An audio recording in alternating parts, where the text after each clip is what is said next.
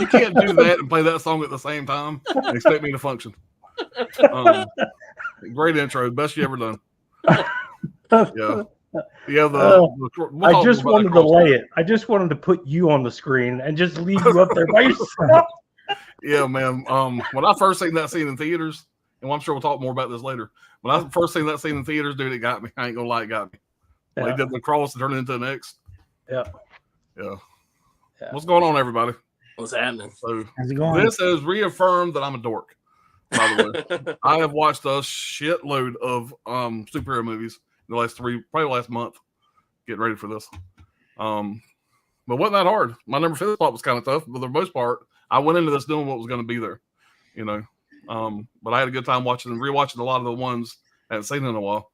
How about y'all? Y'all struggle at all? Mine was pretty easy. It was fun watching all these movies again. Because, you know, a lot of these I had only seen way back when they were first released. So, so many good ones to choose from. It's ironically, Tony, I see 5 Marvel posters in the background. I wonder if that's a spoiler. That's the 5. That's the 5 we're done. If we were doing a top 10, maybe, but yeah, top 5, it had to be narrowed down a little bit better. I got you. Yeah, it was kind of tough for me. I mean, I don't know. I've got a list actually, and you know, I've got a list of like 100 superhero films, but the top 10, I would say, fluctuate. Even the top 15 fluctuate a lot depending on what kind of mood I am. And it's interesting going back and rewatching some of these films because some are kind of corny. I mean, I love them, but they're corny, cheesy, stuff like that. So it's like, you know, going back and rewatching some, I'm like, I don't think you're gonna make it. You know? Right. So I still love them, but yeah, it was good. I'm glad I went back for a rewatch. Yeah. And I would say out of everybody's list here tonight, I'm most interested to hear Brad's list because this is not Brad's forte. It's not. You're going to be disappointed. There's no Bigfoot in any of these. No Bigfoot. Yeah. Well, is Bigfoot a superhero? Come on. Arguably. If Bigfoot's a superhero, all my 5 movies are Bigfoots. Yeah. Bigfoot movies. This was the nerdiest thing I've ever done. I contemplated calling Alan and quitting multiple times throughout this. I swore I was not going to be the guy that went, I don't even like superhero movies, but here I am to do a top 5. So I was sure I was going to watch a bunch of superhero movies. And I watched a shitload of superhero movies, and they're all fucking 3 hours long. And it was enjoyable. I did enjoy it, but it's so complicated, especially get on the Marvel side. I don't know shit about this stuff. And I'm like, oh, this person does that, and this person is this way, and they're telling inside jokes that I don't know anything about, and then I watch a movie later and I go, oh, that's what they meant. You know, it was just so anyway. There's a certain order that you need to watch the Marvel movies in. So and I can say that I have rewatched the entire MCU universe for this stream for the 3rd time. Wow. So I started with the first one, man, and I kept going and kept going and kept going. And so, I take that back. I have not watched. I watched all the way through Endgame. I stopped at Endgame. I haven't watched anything past Endgame. That's a good stopping point. Yeah, that's kind of when the shine kind of fell off me a little bit. Yeah, Brad, all you had to do was start from Iron Man and work your way forward. I mean, is that what is that? 60 movies? I don't know how many it is, but that's it's so a lot. much to ask. Yeah. And then I had the idea I was going to rewatch Justice League. Man, that's a long the Snyder Cut. Yes, that's a long movie. Yeah, it is. But let's see who's in the chat out there, guys. We got 21 people watching. First one here. What's up, Chris? Hey, Chris. Just slash the like for these awesome cats. Guess he must be working the nut. What's up, Holland? Hey, Holland. Chubbs, what's going on? Chubbs. There's Tony. Wild Wrangler. Man, I haven't done this in a while. I haven't done a whole lot of stuff this 2024. I still have yet to make a recorded video 2024. So I got movies just stacked everywhere. Got so many videos to make. So behind. I feel like I haven't done many live streams either. So I'm kind of learning again here. What's going on, Allie? Hey, Allie. Hey, Allie. Magic Hands. Magic Hands. Huck, what's going on, bud? Huck. Appreciate what's it. Going on? Let's see. They're saying, hey. Wild Wrangler says, hey, Tony, nice Leatherface Steelbook. Thank you. I was happy to get it.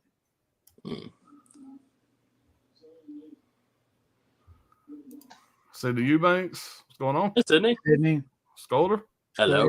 he's here early again. Wild Reynolds says great intro. I agree. That was a great intro, Brad. Yeah, you killed it. Yeah, man, you picked the right song for that too. Alan was crying like crazy. Man, I tell you, don't play that song when Tony Stark. By the way, spoilers. By the way, definitely anybody watching this stream should have seen these movies by now. Yes. You know, well, I'm sure we're going to go into some serious spoiler territory tonight. Well, I never talk behind anybody's back, but I talked right behind Alan's back about this stream. I was like, how do I make him sob on camera? Yeah. How can I do that? Yeah, I consulted you came people. as close as possible. What's going on, buddy? Hey, Steve. You could have So- played the little clip of Spider-Man when he gets yeah. That's I what only had I suggested that too. Yeah, Yeah. yeah. I only had enough for so many characters to die. So it was just every character in that intro dies. Hey, Trini. Hey, Trini. What's What's up, up, Tony? What's going on, Trudy? Make sure I don't miss nobody here. Steve, what's going on, buddy? Steve. Steve? Everybody saying hey back and forth.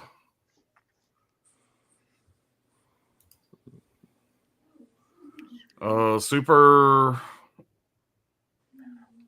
Okay, Mero. not sure. Uh-huh. Jamie Hart, what's going on? Hey, Jamie. Oh, Hey, Jamie.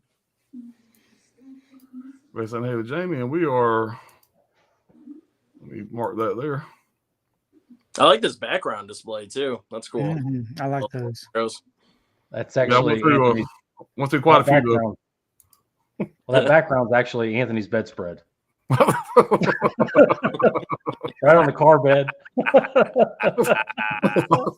He figured it out. I knew there was something going on with that shit. No, He figured it out do somehow. that. So when you do his hand motions, it goes off.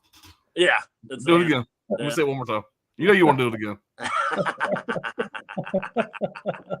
All right, you're gonna have to tell me later how you do that because Don't tell him. Please don't tell him. what's going Hey, on, Riverman. everybody? Punisher and Swamp Thing are the only comic movies I enjoy. All right. Yeah, what's another thing we should probably clear up? So, Mhm. you know, of course, I consulted the nerds. I called around and said, "Listen, what's a superhero movie?" Because if it's just because it's a comic book movie, does that mean it's a superhero movie? Because the Punisher, he doesn't have any powers. Fucking Dread's a comic book. He doesn't have any powers. So it kind of seemed like we kind of went towards actual superheroes with actual Well, powers. Batman has Well- no powers. Iron Man well, has no powers. But see, also the caveat would be you're in a superhero group. Yeah, Like, you know, nobody's going to argue with somebody that Batman's a superhero right. or Iron Man, which is basically Marvel's Batman. Yeah, And I we'll did get more into notice- that as we go through the stream. I'm sure we'll have some. We may have some Yeah. pop up. But yeah, it's an interesting point because I mean, technically, if we're going on based on if it's a comic book, is it a superhero movie? Dredd should definitely should fall in that suit. Yeah. But all right, we're gonna let me unmark that and we'll get started here. Like I I'll remember go how to after drive. Anthony. I'll go after Anthony and then Tony. All right, well, I'm gonna have to move y'all around though. All right. All right, Anthony, what you got, man? All right, time to send you half-breed pieces of shit back to hell. Concept. Damn. There you go. That's a great pick. This is a perfect example of what Brad was talking about, but I do consider him a superhero. He I mean, has some sort of powers, right? He can has- do well, things. He has like weapons that kind of give him power. But you're right, he does do like the hand thing and some, Yeah. you know, he's an exorcist, so he does have some powers in a way, but he also uses a lot of tools like the holy shotgun, the gold brass knuckles that have the crosses in them, those like holy water glass spheres that he throws at demons and all that stuff. Mhm. You know, they have holy water in them and just can like basically it's like acid to their face. So he has all the dragon's breath. He's got that little thing he can shake that has the beetles, the screeching beetles in it that make demons just, they go nuts when they hear it. All sorts of fun tools and stuff like that, which I think helps to make it feel more like a comic book film is when you put all that stuff in there. I think there's some really good like world building in Constantine. You know, you have demons, you have angels. They walk amongst us all the time. There's heaven, there's hell, there's all these established rules. There's clubs for half breeds and men, and that can go in there and basically like the Continental, and the John Wick movies. Go in there, you don't have to worry about being hurt or anything like that. And and John Wick just goes around sending demons back to hell. I mean, that's what his job is. He's an exorcist. I mean, he's hoping to save his soul because, spoilers, but he committed suicide and he was technically dead for 2 minutes. And that is an immortal sin to kill yourself, which means you do not go to heaven. You go straight to hell. And now he's trying to get his soul back or ask God for forgiveness by, ridding the world of all these demons, basically. Tony, I don't think it gets much more heroic than that. So I just think that's so cool. I love this movie. I think it's very underrated. People don't talk about it too much. I know it sounds like there's a second one in production. I know Keanu Reeves loves this character. Yeah. John Constantine. So you know why he likes the character? He likes the character because he gets to smoke. And that's the other thing. That's a lot. I give this film a lot of props because nowadays, if they did this, they'd be like, well, we can't show our titular hero smoking all the time. But what people like that don't understand is that but that's actually his biggest weakness. The smoking is killing him. Yeah. And and then he's, once he dies, he goes to hell. So it's actually like an anti-smoking thing or whatever, really. But people look at it and they're like, oh, your hero's smoking all the time or whatever. That's not good to show to kids or whatever. It's like, no, you idiots. Basically, if anything, you learn from Constantine, you don't smoke. You don't smoke, 3 packs of cigarettes a day or whatever. A minute. This guy, a minute, is constantly smoking the entire time. He's literally a recovering smoker. Don't watch it.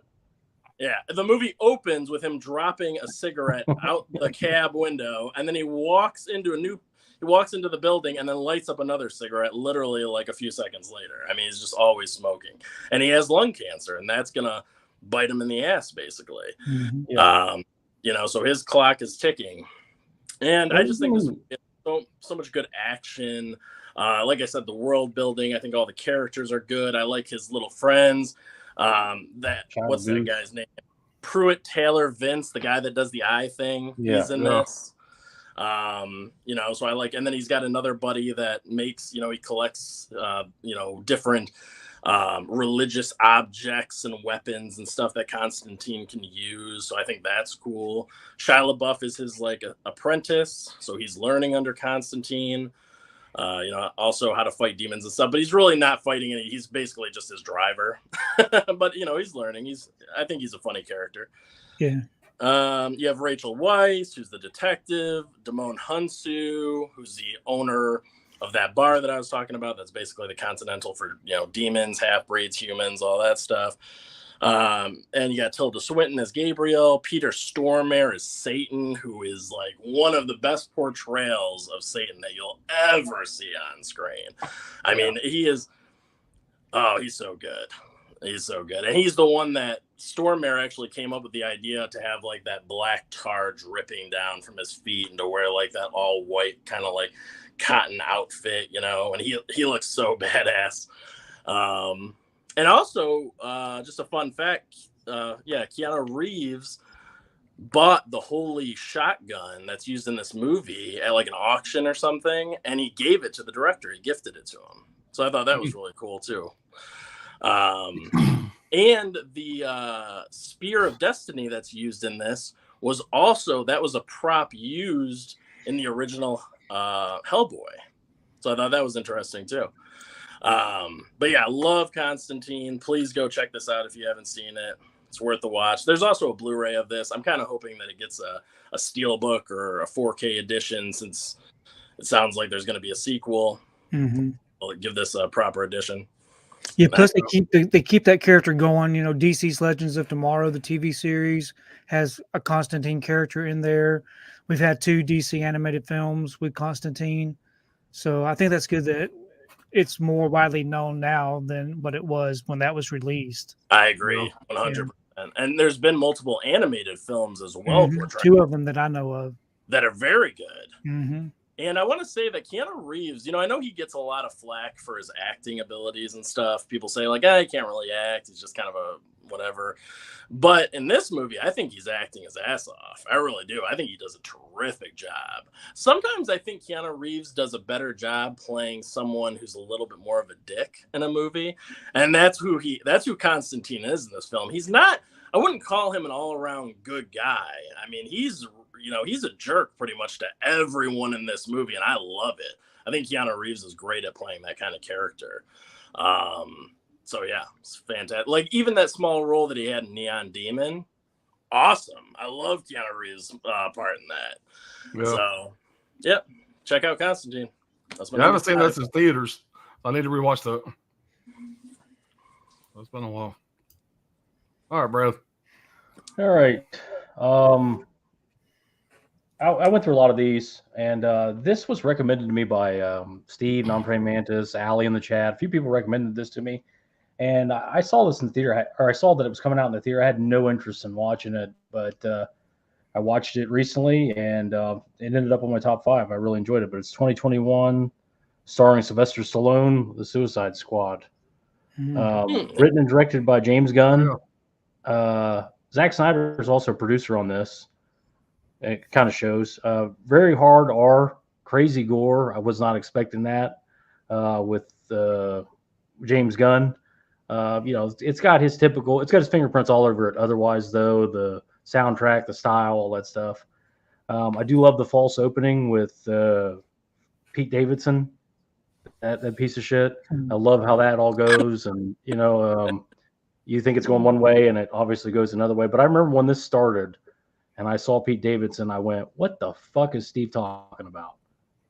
there's no way I can watch the whole movie with this guy in it. I can't do it. And, whatever happens to him, it warms my bones if you haven't seen it. The TDK character with the detachable arms, and all that, it's just the uselessness of this first crew. And even the Michael Rooker part as Savant, where Michael Rooker is, portrayed as this ultimate badass, and how that all plays out. And he ends up just like turning away and running, screaming from the thing. And, when his head blows up, that's a practical effect.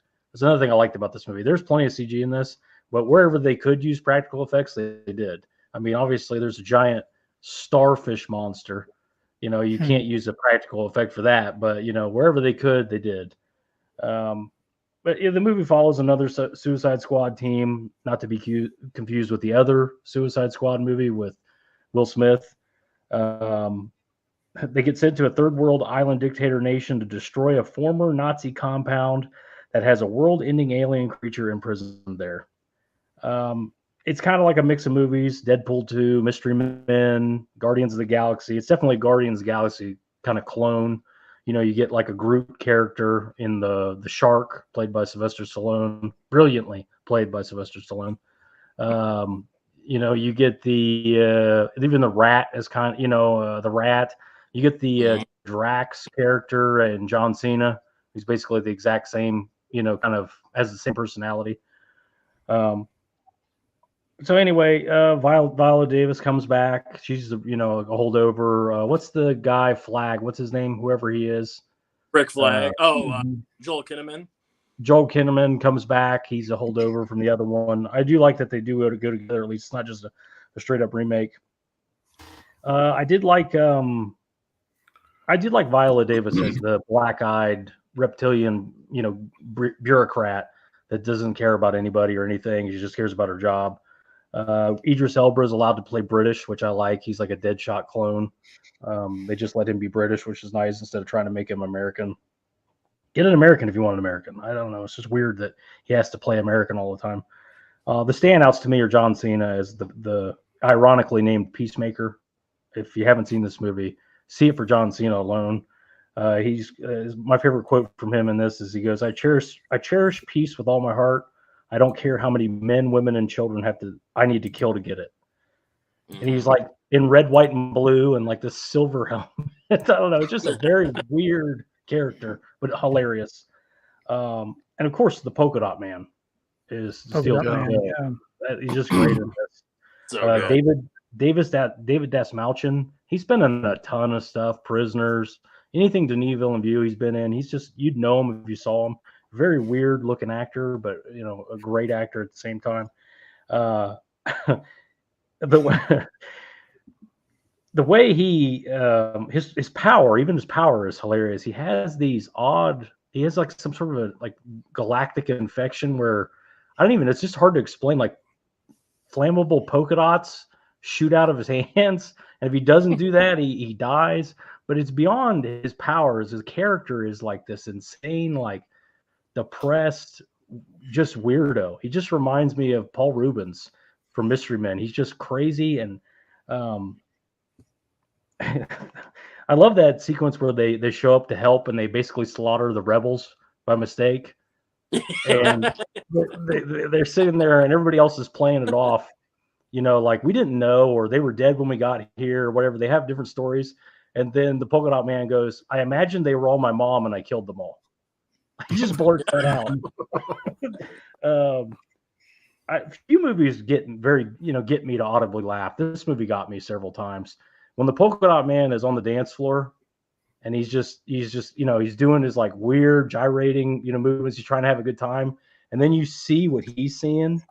And then he looks even like crazier. Literally everyone on the dance floor is his mom. Everybody in the movie is his mom. I don't know. Just something about that character is hilarious. And awesome. But it's another DC movie, hard R. Anybody can die at any time. I really enjoyed it. If you're into soundtracks, this has a really probably $100 million soundtrack on it. I don't know how James Gunn gets these, these mega artists, but give it a shot. This 4K looks incredible. I don't know why it looks so good, but it does. But yeah, that's my number 5. Great one. Great pick, That's man. a good one. Yeah, I enjoyed that one. Yeah, me too. Okay, my number 5 is X-Men Days of Future Past. Oh yeah. I love all of the X-Men films, the ones that came before this one, but I love the fact that I love time travel movies. And so this right here was just something that I really enjoyed. The X-Men, this is done back in 2014 by Bryan Singer. And they go back in, they travel back to 1973 to change history so that the end of the world doesn't happen.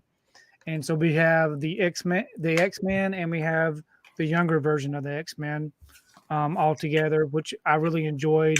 I enjoyed the fact that they're going back to pivotal scenes that we've seen previously, and the way that they kind of try not to cross paths with each other. I love Quicksilver. I love it when he does his stop of everything and everything goes in slow motion. I think that's the first time we saw that. Maybe we saw it in the film previous to this, but anyway, I enjoyed that one. But it's just a really fun movie. It's probably one of my favorites. I hate the fact that after this film, they just kind of went downhill. That last one that they did was terrible. Yeah. But of course, I love Logan and Wolverine. I love all those films. But to me, I just enjoyed this one. I had more fun with this one. So that's my number 5. Yeah. That's a great choice. Great I'm glad movie, you man. picked that because I love that film too. That's one of my That favorites. kept coming up. There's a rogue cut of the film, which I've never seen. I don't know what the differences are between the two of those films. So I'm thinking I'm going to watch the rogue cut next time. That is one of the best opening action sequences in any of the X-Men films. When she's throwing the daggers and creating these portals. Oh, and yeah. Those are trying to kill them, and the characters are going through the portals and they're using all their powers. I mean, it's so well shot. Yeah, I love Very it. well directed, choreographed. It's awesome. Yeah. All right, my number 5, and I kind of thought this was going to be a little bit higher, but I moved it down one spot. That's going to be Thor Ragnarok. Yep. This movie here is really probably, I would say, 80% comedy, 20% superhero movie. But the comedy works so well, and it's such a fun, rewatchable movie. For me, it is. Came out in 2017, directed by, how you say his name, Taika Waititi? Yeah, Taika Waititi. I would say. He also plays the character Korg in the movie. And I absolutely friggin' love Korg. you know, the big rock monster dude, Mhm. whatever. They Hilarious. need to make a whole movie just about him. Yeah. He is absolutely hilarious in this movie. And this cast, man, I got to mention some of this cast. Yeah, Chris Hemsworth, of course, is Thor. Tom Hiddleston. Now, if Gal Gadot is Wonder Woman is my gal, I would say Tom Hiddleston is my wife's man. My wife is Loki is to my wife is Wonder Woman is to me every time he comes on screen. So we watched Wonder Woman last night, and I was going, oh Lord, about 100 times. And every time she says something, I said, don't worry about it. Every time you see Loki, you do the same shit. Yeah, Kate Blanchett is Thor's half sister, Hela. Mark Ruffalo, of course, is the Hulk. Idris Elba is Heimdall. I love Heimdall. I think it's a great character. And that's a great cast on playing that character. He just has the look. Jeff Goldblum, great and everything. Tessa Thompson, Carl Urban as Scourge is absolutely hilarious in this. He has some funny shit. He has his guns, whatever he calls Des and Troy, Destroy. And then he does the little shake weight thing. It's hilarious. Anthony Hopkins is Odin. Benedict Cumberbatch is Doctor Strange. Clancy Brown, you guys didn't know that Clancy Brown is the voice of Surtar, the big monster, the big fire monster. That's voiced by Clancy Brown.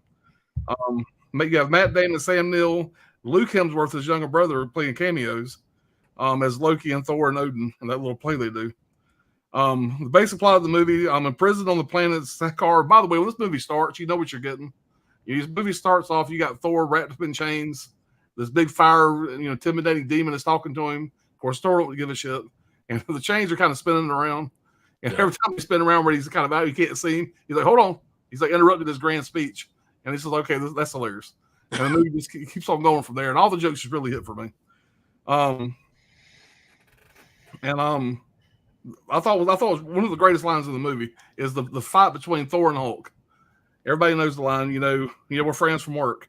Well, that line was suggested to Chris Hemsworth by a Make-A-Wish kid who visited the set on the day of the scene was filmed. So that kid got the credit for coming up with that line, which I thought was cool. You tell the truth. It was you, Ellen.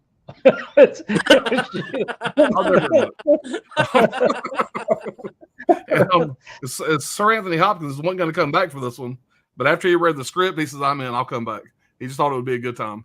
And he's not in it a whole lot, but that's something I love about this movie so much. These action movies have got to have those moments. Mm-hmm. And this movie here makes me laugh my ass off every time I watch it. But you get those great superhero moments, like whenever Anthony Hopkins is giving the speech to Thor. Are you the god of hammers? No, you're the god of lightning. It's like, come on, man. The whole fucking scene is just fantastic. And then of course you have the Immigrant Song by Led Zeppelin when Thor breaks bad on his sister. You got the great shot of the light and him coming on the Rainbow Bridge, doing all that shit, whatever. You get Loki, you're missing an eye. Just the whole interaction. Then you got the Hulk, just the Hulk of the dog fight. When the Hulk and the wolf start fighting, just all that entire scene is fantastic. And that's the scene when I show people my movie room. That's the scene I show everybody to show off the sound system. It's just fantastic. I love the movie. It's fantastic. This is kind of I don't want to say it's a one-off from your normal Marvel movie, but this is definitely one of the most comedic in the MCU. And I love it. I have a poster right there. It's fantastic. It's my number 5. Yeah, I think when they did the next Thor movie, they fell flat trying to imitate this one. Yeah, because this opening scene with the Guns N' Roses, that worked for me, but overall as a movie, it wasn't even a speck of what this one was. And by the way, I have cases for these, Tony. Dude, I'm happy to see that. So, you said Benedict Cumberbatch. Benedict Cumberbatch, he's the guy that looks like a magician that Tony Stark's always making fun of. Is that the right guy? Yes. Every time he's on screen, Tony Stark's like, shouldn't you be like pulling a tablecloth off a table or something? Like I don't know, just something about that is. And one of my favorite post-credit scenes was after the Doctor Strange, where you have Thor sitting in the little, I guess, lounge or whatever, the house, whatever of Doctor Strange, and Thor's like, I don't drink tea, and all of a sudden he has a big ass beer, and he drinks that beer, and all of a sudden the beer fills back up again. It's a great scene. All right. Get caught up with the chat here real fast.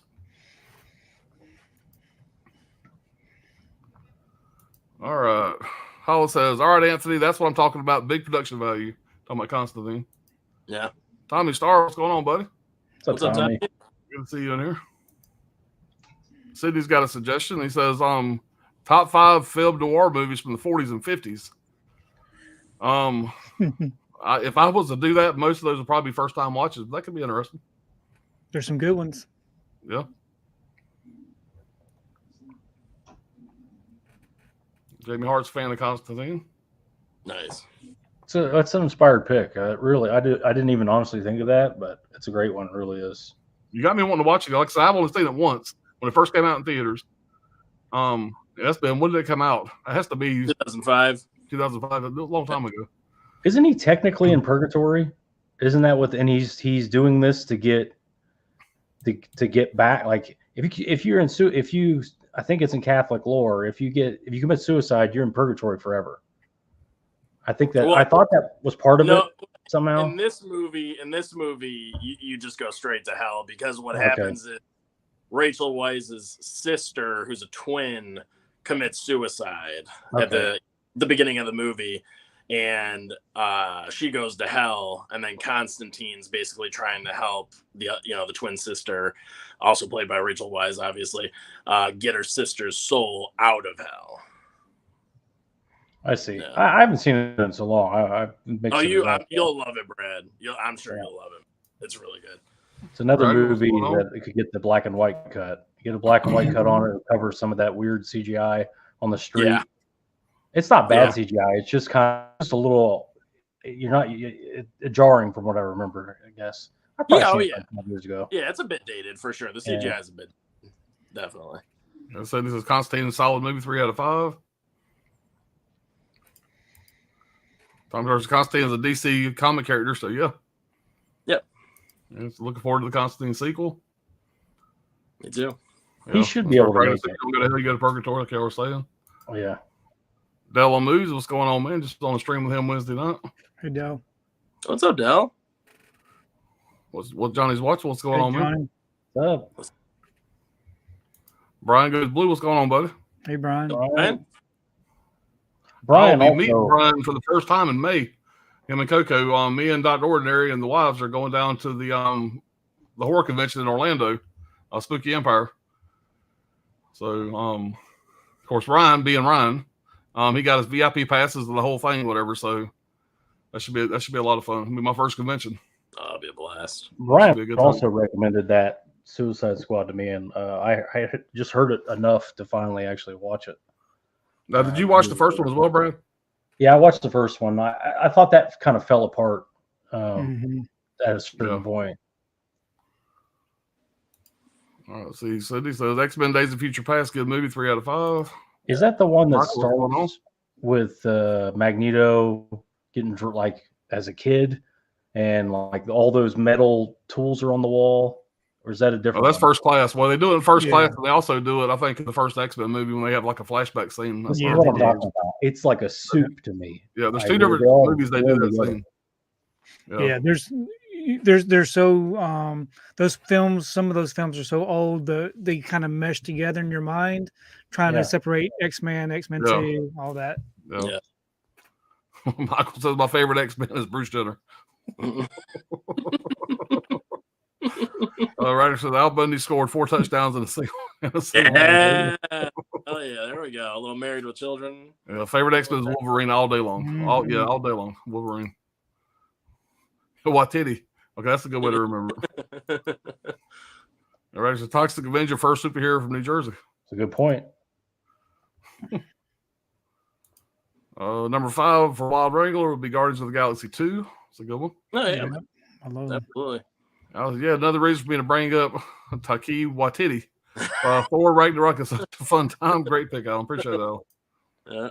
Gal Gadot and Tom Hiddleston, you and your wife have great taste. Yeah. Don't forget that the hell is hot as hell. Yeah, solid round of 5s there, guys. Yeah, all great picks. Pops, the Devil's Anus, Thor Ragnarok. Yeah.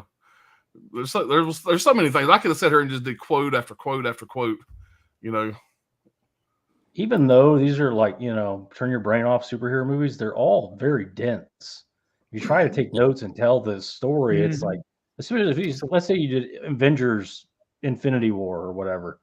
There's so much going on, and Thanos goes over here and does We this. got so much to wrap up, Yeah. And thank God for my son Dusty. Whatever, he's my comic book nerd. I collect comic books, and I knew the main characters of the Avengers and DC, but all the lore I didn't know a lot about. And so after every movie, after every after credit scene, I would always look at him going, "What the hell was that?" And of course, he would give me way more information than I asked for. But like he's my go-to. He's my encyclopedia. If I have any questions, I'm not going to put Anthony on blast. I'll do it because I did the same thing. I'll send Anthony a one-word question. I will get a dissertation back. This is what happens here, and then so on and so forth. And that's especially with superheroes though, because you really do have to go like all the way back. There's never like a simple answer. Right. Yeah. I mean, like I was telling Brad, some of these characters have been comic books for 50 plus years, or more. And it's like there's so much lore. Bryce, number 5 for me is probably Brightburn. That's a great one, man. That's a really good pick. I like that one a lot. So head to Brian. Fox says, "Hey there, what's up, guys? Some of my favorite superhero movies are Watchmen, Infinity War, Endgame, and Dark Knight. All solid choices. Fox. Great choices, man." Yep. Said you makes this question: if you were in a superhero movie, what role would you like to play? Hero or a badass villain? Play the villain. I mean, I think it's always more fun to play the villain. Yeah, I'm gonna go the Incredible Hulk because there's days I would just like to just bust everybody's ass, just break bad, and just let out all my stuff. Yeah. I'm gonna have to go with the Hulk. I like the Invisible Man from the more recent one with the woman that looks like the Mora eel. What's her name? It's called The Invisible Man. Yeah. The Invisible Man is the movie, but it's like 2021. I like that portrayal of the Invisible. If that's a superhero villain, I would play that guy. Yeah. The guy that's like super rich and super evil for no reason. He's just like black-hearted and just unbelievable evil, and he lives on like the side of a cliff. And it's awesome house that nobody can get to. Yeah, that would be me. Yeah, Elizabeth Moss. Elizabeth Moss. Handsome lady. Elizabeth Moss, we apologize. So, Jamie says to Brian, Brightburn is good and truly scary. And I love that idea. The idea that what if Superman was an evil bitch when he came down? Yeah. I mean, what are you going to do? We're screwed. Yep. And I thought that movie was done really well. There's a couple things in that movie, man. It's like you always got to turn your head. It's rough. Alice says definitely a villain, Sydney. They don't use good punctuation there. They're way more fun and interesting. Messed me up there. Yeah, the villains are. Fox says spoilers, but Anthony's number 1 is Morbius. Oh, God, likely. God, no. It says y'all ever watch the Nick Fury TV movie with David Hasselhoff playing Fury? I've never seen that. No, it's got. I have Elizabeth Moss. That's it. It's scary in parts, Jamie Hart. Yeah. All right, we're gonna mark that there and move on. We'll move on to our number 4. Number 4. Yeah. All right. Nature made me a freak, man made me a weapon, and God made it last too long. Logan. Gotta go with Logan, man. So good. This was a lot of fun to rewatch. I mean, depressing but fun.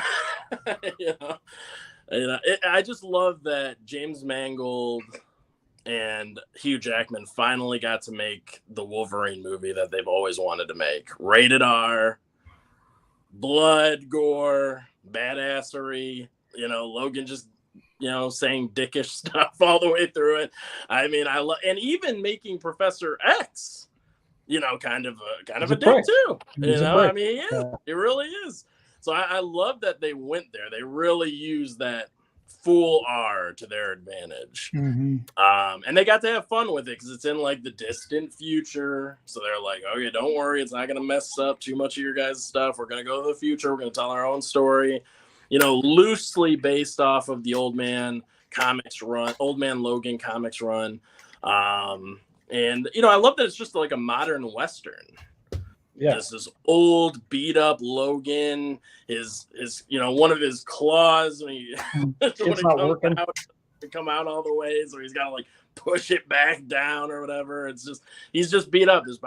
His powers are starting to fade, and he's finally getting close to where he could potentially die, which is something that he's probably wanted to do for a long time at this point, because he's just seen all of his friends die and lovers die and everybody. I think he's just kind of ready to be done. But of course, he has Professor Xavier to take care of, because mentally he's deteriorating, and at any moments Professor X could potentially just kill everyone in the world, basically, because he can't control his powers anymore. So Logan's got to keep him in this dome until he can eventually buy a Sunseeker, a boat, and him and Professor X can go live a happy life out on the sea. That's what he wants. That's what Logan wants to do. So, just I love that he's just making money as a limo driver.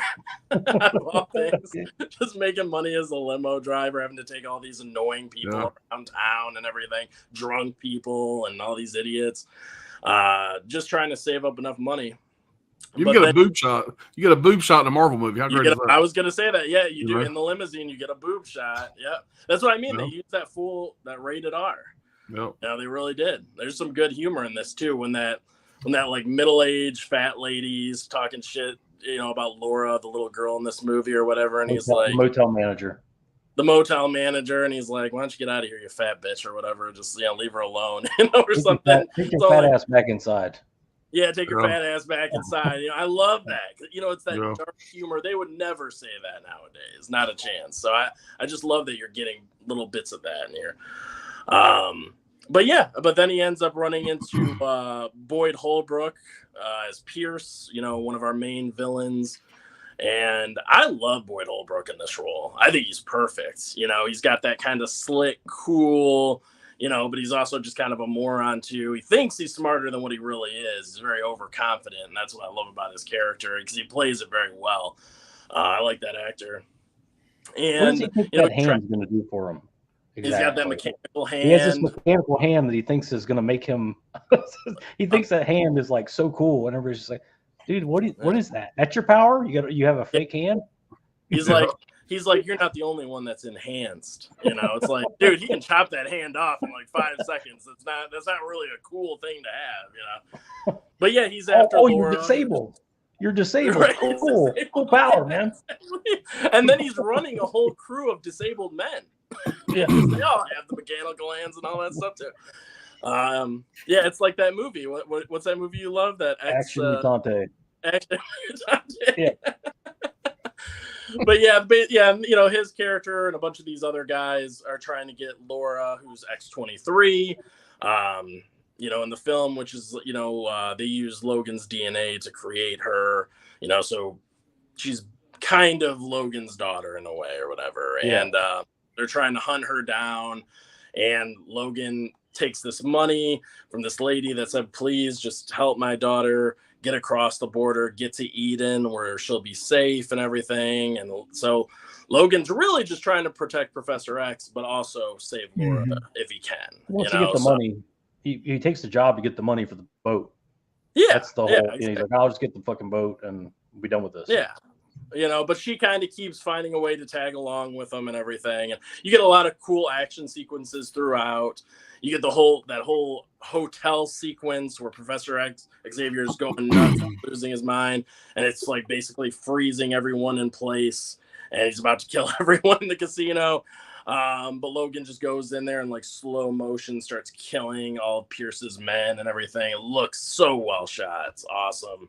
The whole sequence at the beginning too, where he's driving the limo and he's killing all those guys that are on like motorcycles. It kind of looks like something out of Mad Max Fury Road. That's what it reminded me of the whole time. And then luckily they're able to just skate on by past that train and leave them in the dust for a while. But yeah, it's a very emotional film. I don't want to, get into spoilers too much, even though, you should have probably seen this by now. But, there's a lot of very emotional moments. Maybe if somebody else has a pick, they'll go into them later. But, Yeah, I mean it's tough to watch. You know, I guess if there's any minor complaints, people might say like the farm sequence where he meets those people at the farm and it kind of goes on for like an extra like 20 minutes. That maybe that's something you could have cut out, but I think they're trying to Professor Xavier's trying to show like this is what a normal life can look like. I think it was necessary. Yeah, I think it was kind of like a breather right in the middle. Exactly. Yeah. It's like It's this a dark movie.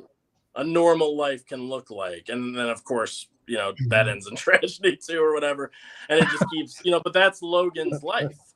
Everyone he knows, everyone he gets close to dies. That's his whole thing. When the whole fucking family dies and the entire farming community dies, brutally too. Yeah, the teenage son dies, which is pretty bold for a Marvel movie. Again, rated R, but even for that's pretty bold to kill the teenage son. And I will say this. Spoilers if you haven't seen Logan, but I have to talk about this scene where X-24, Logan's clone, who's evil, goes in there and just hits Professor Xavier with his claws just right through the chest. And then Logan comes up the stairs, and he's able to grab, because X-24 really only cared about getting Laura. He didn't care about Professor Xavier. He's just like, well, just stab him because he might, screw with our plans again. So just kill him anyway, whatever. Just stab him through the chest.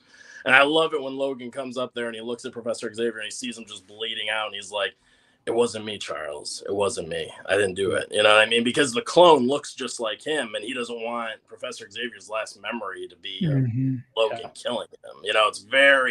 That's another like emotional scene. There's so many in this movie.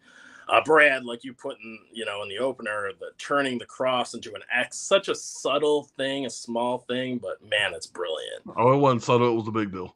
That was a big deal, dude. It is a big deal, but it's such a small, just turning a cross into an X. I mean, just like that, you have every grown man in the world crying. Alan backstage was like, as soon as that happened, as it cut to that, Alan backstage was like this. Yeah. But I love that this movie also references the comics too. The comics get brought up multiple times in this, showing Eden and all this other stuff and what the X-Men went through. I loved all those little touches too. And if you remember in X2, X-Men United, in the second movie, Professor Xavier uses that power to like almost wipe out all of the mutants. I mean, he's being used as a weapon basically, but he almost kills all of the mutants of the world. And then Magneto has him almost kill all of the mutants or whatever. So it's cool that they brought that same power back again for Logan, because that's actually been used before. And yeah, I mean, there's a lot of stuff in this. I'm sure one of you guys is probably going to talk about it too. So hey, let me see that slip. Can I see that slip again? Oh yeah. Tony's about to. Let's talk about the slip. So about that slip. Yeah. I remember when the movie came out, how hard it was to find one of those without a sticker already being on there, because of the material that they use for this type of slip cover. There is no removing a sticker without it showing some kind of damage. Yeah, wrinkling it or messing it up. You can't put any kind of Goo Gone on it. You can't do anything with it without it damaging that slipcover. So that is, it's kind of sad. That's the first slip I ever sent Tony. Is it really? He doesn't remember that because it's been hundreds, but he was like, "Nah, I need to get the movie now to go in the slip." But mine didn't have a sticker. I don't remember the details, but I thought Tony was just going to say, what are you doing with that sticker still on there? Amateur hour? Yeah. You can't remove it. You can't remove it. No, that's why. And you know what's funny about that is like, that's why I don't remove them, honestly, because that goo is such a pain in the ass to get off. I'll just leave it. If it was covering his face, I'd probably try to remove it. But since it's just over here in the corner, it's not. It's a relic now. It's a relic. It says Best Buy. So it's exactly right. Yeah, 10 years. It's Best Buy. Yeah. No.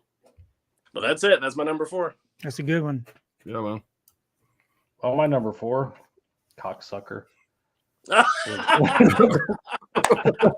This happens every time, Brad. And that's what will happen if you try to remove that sticker. Oh no! Yeah. I can see where you clawed at it too. Where you What I clawed- did, yeah. yeah. I reached out to Tony. He's like, put this on there, but take your time, whatever you do. I said, Tony, do you know me at all?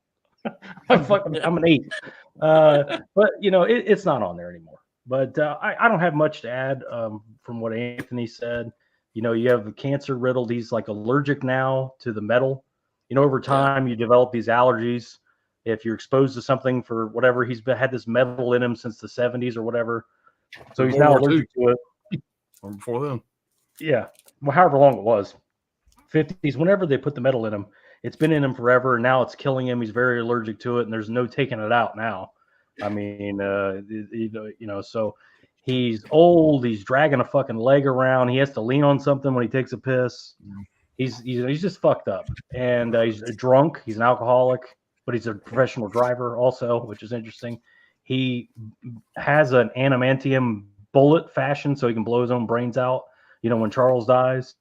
It's very dark. This is a great movie. I think it's a masterpiece, even without, if you don't like superhero movies, which I didn't put it together until I literally watched a trailer, oh, okay. So that's Wolverine is Logan, kind of thing. But I saw it in the theater. I loved it. And, obviously Charles and Logan do not make it. One of the few Marvel movies where there's actual stakes. People actually die. It's not like, let's have it's like a Hulk movie where he fights 400 people and nobody dies. They just, they collapse or whatever. It just seems like there was real stakes in this. And especially with him being so weak and dying of cancer or whatever the hell it is, that's killing him. But yeah, like I said, I don't have a lot to say about it. I just really enjoyed it, and I think it holds up really well. I still think the black and white cut is the way to go, the noir cut. But yeah, that's my number 4. I'm glad you brought that up, the noir cut. Absolutely, yeah, that does add something to I it. just want to show a few things. I've got the this is a particular custom made slip box. Woo! Yeah, that's badass. Oh yeah, that's awesome. Oh, well, I want where'd that. you get that from? I got this lenticular cover for Logan on a steelbook. That's sick. But anyway, Logan did not make my top 5. But yeah, I definitely agree with what y'all say. I love it. I love that film. It's a great one. I like the way that I could talk about it now. Yeah, It's part of my top 5, but I do like the way that it's dark and gritty, like Anthony said, kind of like a Western type feel. Yep. And how they're just beat up and worn out from all those years of their battling. So yeah, I just enjoyed that one. But my number 4 pick has to be Spider-Man 2002 Sam Raimi film. Oh yeah, Great pick. This was the first Spider-Man. So to me, getting to see this for the first time was amazing because of the fact that it's the first Spider-Man movie that was really good. We had a Spider-Man movie back in 1970. Yeah, don't talk That about was that terrible. one. That was bad. Can't even talk about that one, but it was amazing. I just loved. I love a good origin story, and just Tobey Maguire playing Spider-Man was amazing. I keep using the word amazing. I don't know why. The amazing Spider-Man. But yeah, I just love it. I love the characters, the family dynamic, the Green Goblin, all of that. The way that just him putting on the suit and everything, it was just great to see that on the big screen. A lot of my picks are probably more nostalgia than anything because a lot of mine are some of the older superhero films. But anyway, Tony, it's favorite, not best. So Yeah. whatever your favorites are, that's the way to go. That's the way to go. Yeah, but that's all I got to say about that one. That's a really strong pick. It is. It's and great. it's not dated. It's not dated somehow. I watched it recently, get ready for the stream, and it's Oh man. And Sam just the Raimi. fact that the recent Spider-Man movie that we got where Tobey Maguire comes back and Yeah, that was amazing too. I love the part of the MCU now. I mean, Yes. Yeah, that Yeah. was I thought so that was I'm very so smart. happy that they were able to do all of that. Bring all the Spider-Man Garfield's together. great too. Oh yeah, he Good was. to see him He come was back, great. you know. Yeah. yeah. Yeah. Well, not only did y'all ruin this one for me, No. Tony just ruined the other part that I had. I had the steelbook Mhm. But he's got that one. Well, we're going to talk later. Where'd you get that made at?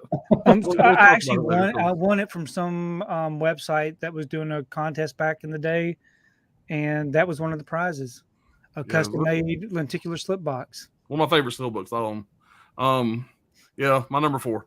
What else can I say? Anthony covered from start to finish. Yeah, The encyclopedia. Yeah. I don't know if he said the year. The movie is based in 2029, where mutants are nearly extinct. An elderly and weary Logan leads a quiet life, but when Laura, a mutant child pursued by scientists, comes to him for help, he must get her to safety. Logan or Wolverine is by far my favorite X-Men character. Always has been, even back when I was a comic book collector. And so I was so glad that they finally did a rated R movie of this. That opening shot when he's in his car, all messed up, whatever. The people are still in his rims. Talk about messing with the wrong car. Yeah. And when he comes out and you see the blades going through their cheeks, the top of their head. I'm going, oh my God, this is what I've been waiting for. And I was immediately invested. And I've made jokes on her before when he's sitting on the edge of the bed and he's grabbing his claw and he's trying to pull his claw out. Like, like I said, there's days I get up and I have a hard time getting my claws to pop out. As an old man, I can appreciate that even more. But like I said, this was an emotional movie for me. Brad kissed my ass. I don't care. I'm a man. I can handle it. But I'm going through this movie knowing what's coming. And the only thing about this movie for me that was lacking is how badass Wolverine is. And in this movie, when he got shot, he was like, oh, I'm shot. And but at the very end, when he took a shot of pure Monster Energy drink, yes, and you had that 3 minutes of him just being badass Logan again, his diving with both claws straight out, all that stuff, whatever. It was like, I'm so glad they found a way to throw that in there for the fans, because that's what you want to see. Even with Old Man Logan, you want to see him break bad. And he breaks bad a couple times earlier in the movie, but that's when he's true, old school Wolverine. And I'm so glad they found a way to make that happen. And then you get to the end when he dies. I knew he was going to die. But I have to say, other than maybe Mickey dying in Rocky 3, this was probably one of the ones that hit the hardest for me. And then they get him in the grave. You got all the kids around. And when she turns that X or that cross into an X, everybody in the theater was crying. Yeah. Packed theater, opening weekend. It was a great experience. I walked out of there pissed off, going, we're never going to see Wolverine again. I was pissed. Yeah. Obviously, that's not true. He's going to be in Deadpool 3. But man, it's such a fantastic movie. I really nothing else I can say about it. See if I had any notes, maybe, that Anthony didn't cover in his dissertation. It says, upon opening 4,071 theaters in the United States, this movie became the widest opening R-rated release in cinema history. It was later surpassed by It in 2017, which opened to 4,108 theaters. I don't think I have too much more to say about it. James Mangold stated that the movie was set in 2029 to avoid any conflicts with the timeline established by X-Men Days of Future Past, but that his goal was to make a standalone movie that was not only bound to the continuing previous storylines or setting up sequels. So like I said, it did a fantastic job with it. This is just what I wanted. This will always probably be in my top 5. You say that about the them making sure that they didn't mess up with the timeline based off of the other films. Well, they just forgot about that on that last X-Men movie that they did. Yeah. They just threw it out the window. Yep. And another thing about Logan is the fact I can't picture anybody else playing Wolverine other than Hugh Jackman. He's perfect in that role. Yeah, he's perfect. I'm glad he's coming back for Deadpool 3. Yeah, it's going to be fun. I did like one thing I do like about Logan too is he doesn't want to do this shit anymore. He doesn't want to talk about the old days. He hates when anybody pulls up a comic book or anything. He's just done. He's like, I've murdered like 600 people over like 200 years or however long he's been alive. I'm like, I'm done with this shit. Yeah, well, everybody's ever known or cared about is dead. Yeah, now it's just he's just done. And so, like I said, you're right. He was waiting for Professor X to die, and he was just going to check out. Yeah. But I'm a goddamn drunk ass limo driver in the armpit of fucking Texas. I live with an elderly man that could destroy the entire world if he wanted to. I'm dealing with that. And by the way, my roommate is this fucking weird lizard guy that can't be in the sun, that is up my ass all the time about everything. Just bitches at me like a wife. The whole time, and it's like, he's pretty miserable. Yeah. He's pretty done. He lives in a Glorified fucking- truffle pig. Yeah, he lives in an abandoned fucking. I don't know what the hell that place he lives in was. Wild Wrangler says best villains never think they're a villain. Yeah. Yep. True. All right, it's Morbin time. Yeah, Logan, solid movie, 3 out of 5 for Sydney. Mel, what's going on? Hey Mel. Hey, Mel. Good night, everybody. Let's see. Bunch of haze there. Sydney says, in your opinion, what's the absolute worst superhero movies? Choose 3. Well, number 1 for me is going to be the Justice League, not the Snyder cut, the original Justice League that came the theatrical version. That movie's ass juice. Probably Green Lantern, but I have kind of a soft spot for Green Lantern a little bit. But I mean, Green Lantern's pretty bad. What's the third one? Black Panther. Wakanda Forever, maybe. I wasn't a big Wakanda fan of that. Forever, and I like the first Black Panther, all right, but the Wakanda Forever, I didn't care much for. Yeah, I'll have to go with those. Have you ever seen Elektra Oof. with Jennifer Gardner? Bad. I heard it was bad. I've seen the Daredevil movie with Ben Affleck. I've never seen that. I'm gonna go Elektra, Captain Marvel, and Captain Marvel makes my list too. That's the third one. Yeah, I haven't seen the Marvels yet. And I'm gonna go with Ant-Man 2. Actually, I think Ant-Man 2 is really bad. I really don't like that movie. I was really disappointed with Iron Man 3. Yeah, I was disappointed with that one. Not as much as Ant-Man. Well, you've been Iron Man 3, yeah. But it's still the only reason I still give that one a little bit of a pass is because Robert Downey Jr. is just so good at playing Tony Stark. But God, Who directed Iron Man 3? What's his name? Directed all 3 Iron Mans. Jon Favreau. Jon Favreau is great in Iron Man 3, where he thinks he's like a badass. He thinks he's the head of security. Yeah. That whole bit. He's going to protect Iron Man. He's in all the movies. Yeah. But I like him a lot. All right, base saying, hey. Let's see. Oh, it's the best caveman there. Caveman says, hey, Tony. Hey, everybody. The third one was actually, the third Iron Man was directed by Shane Black. That's why it has that Christmas feel, because, Shane Black likes Christmas movies. Yeah. Bronson knows number 4 is going to be the Toxic Avenger. It's a solid pick. I can't argue that. That's a good pick. That's a fun one, yeah. Somebody saying, hey. Let's see. Train says, Logan was the second to the last movie I saw in theaters. The last was Deadpool 2. Oh, wow.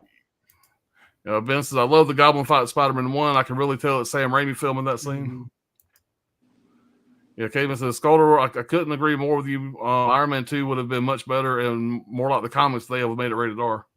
Apparently, Mickey Rourke says they cut the movie. Most of the stuff he did was not in the movie. It was supposed to be a rated R, darker, or closer to a rated R movie. Yeah, Sculder says, another round of great picks. Trini says, Logan was the second to last movie I saw in theaters. The last was Deadpool 2. I love Iron Man 2. Ivan Vanko and Justin Hammer. Yeah. Yeah. Sam Rockwell is Justin Hammer. Great. He's great in that role, too. Yeah. Sam Rockwell's good in everything. That's true. Yeah. You can pretty much put him in any movie, yeah. Yeah, Tony can't deal with the tools at the movies today. I'm with him. Yeah, he says Tony says tough dealing with him. Gabe says, I love Iron Man 2, but would have been much better as a rated R. I could go about 30 minutes talking about bad theater experiences, so don't get me started. Yeah. All right. Ken says, I got my second sight, Mean Streets 4K. That's nice. Yep. Says glorious. All right. We will move on here.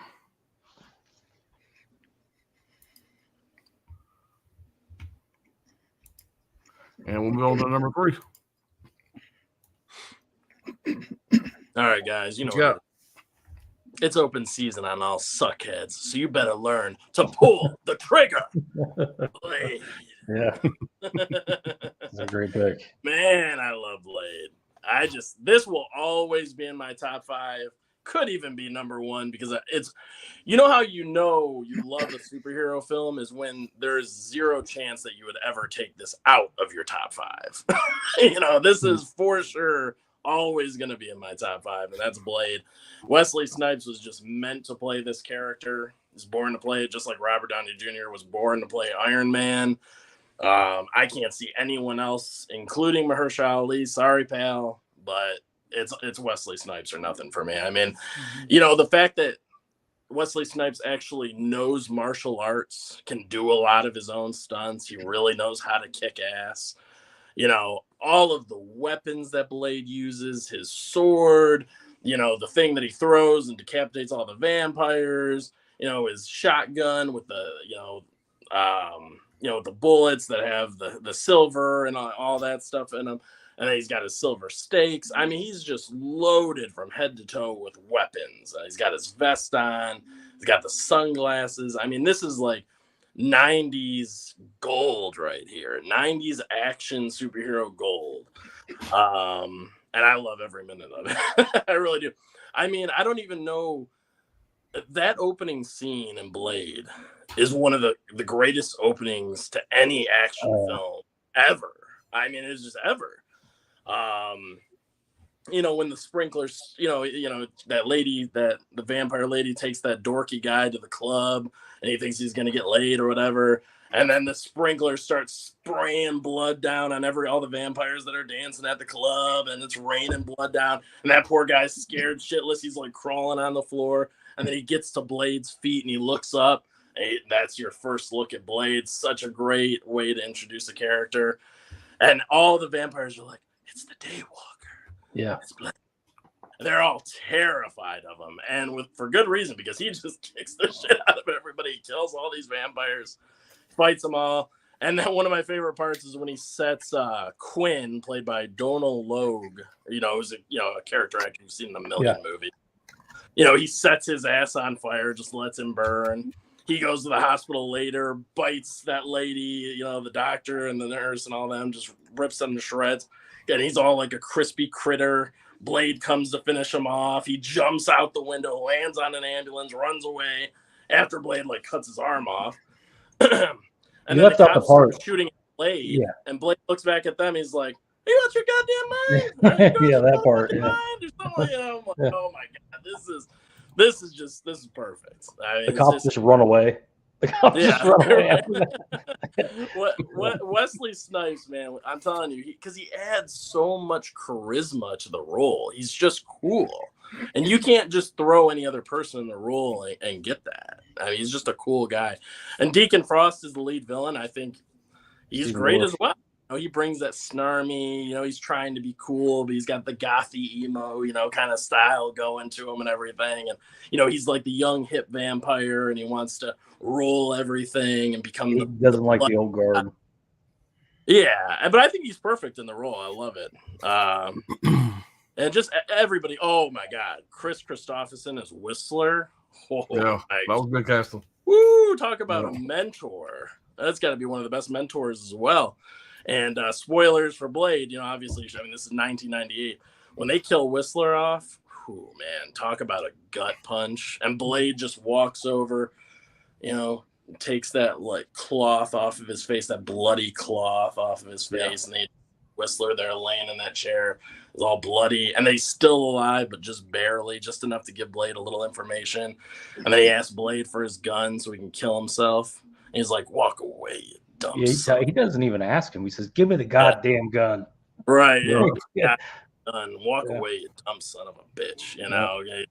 I mean, I just can't say enough good things. I could go on and on about Blade too. I mean, I love this movie. It's perfect. Great steelbook.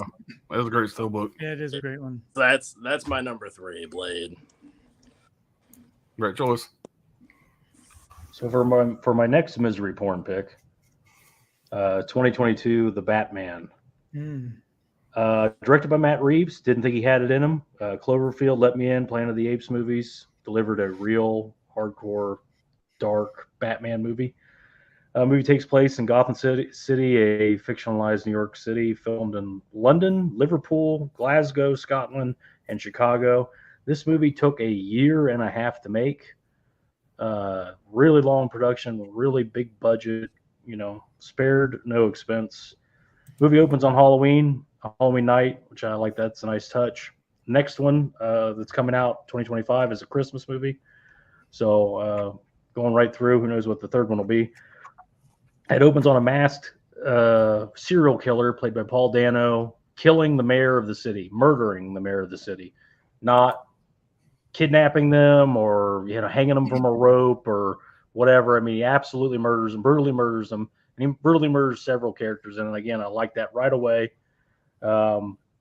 He plays the Riddler, obviously, but I don't know how you make the Riddler dark and believable like this, but they did it. They, Matt Reeves and Paul Dano with that portrayal. It's the Riddler. He's just, that's not a good character. And then somehow it's like actually a legit, dark, formidable character. I love what they did there. Really strong casting in general. Jeffrey Wright as Gordon. He's awesome. Andy Serkis as Alfred. A tiny little British guy. Colin Farrell as the Penguin. Great effects they put on him. I believe they made a show out of that. There's a Penguin show coming out, I believe, with Colin Farrell. The Joker, played by Barry Keoghan. I love that. A great deleted scene. Tommy Starr turned me on to with the Joker. Probably should have been in the movie. Shit, the movie's 3 hours anyway. Just leave it in. You left all the other shit in. Why not? Movie's too long. I'll get into that later. You got Lenny Kravitz's kid as the bi Catwoman. She does well in this too. Young Batman story, not an origin story. He's about 2 years into being Batman. He's just trying to get his footing. He is an emo little bitch. I get that. But he's only out of the suit maybe 10% of the movie. At probably 5% of the movie, he's out of the suit. Out of the suit, he's a terrible Bruce Wayne. In the suit, he's a great Batman, in my opinion. I think he's, he's got the look, all that stuff as a young Batman. I don't know how old he is in this movie. He's about 35 in real life. I imagine he's playing mid-20s. So, I do love that. It's a nice approach to it. If you couldn't have Ben Affleck come back as Batman, this is a good second option.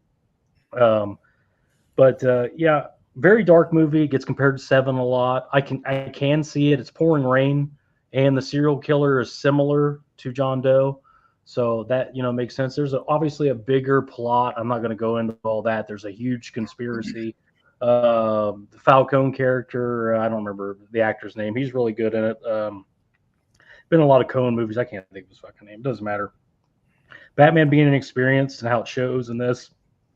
He's way too comfortable around crowds of people.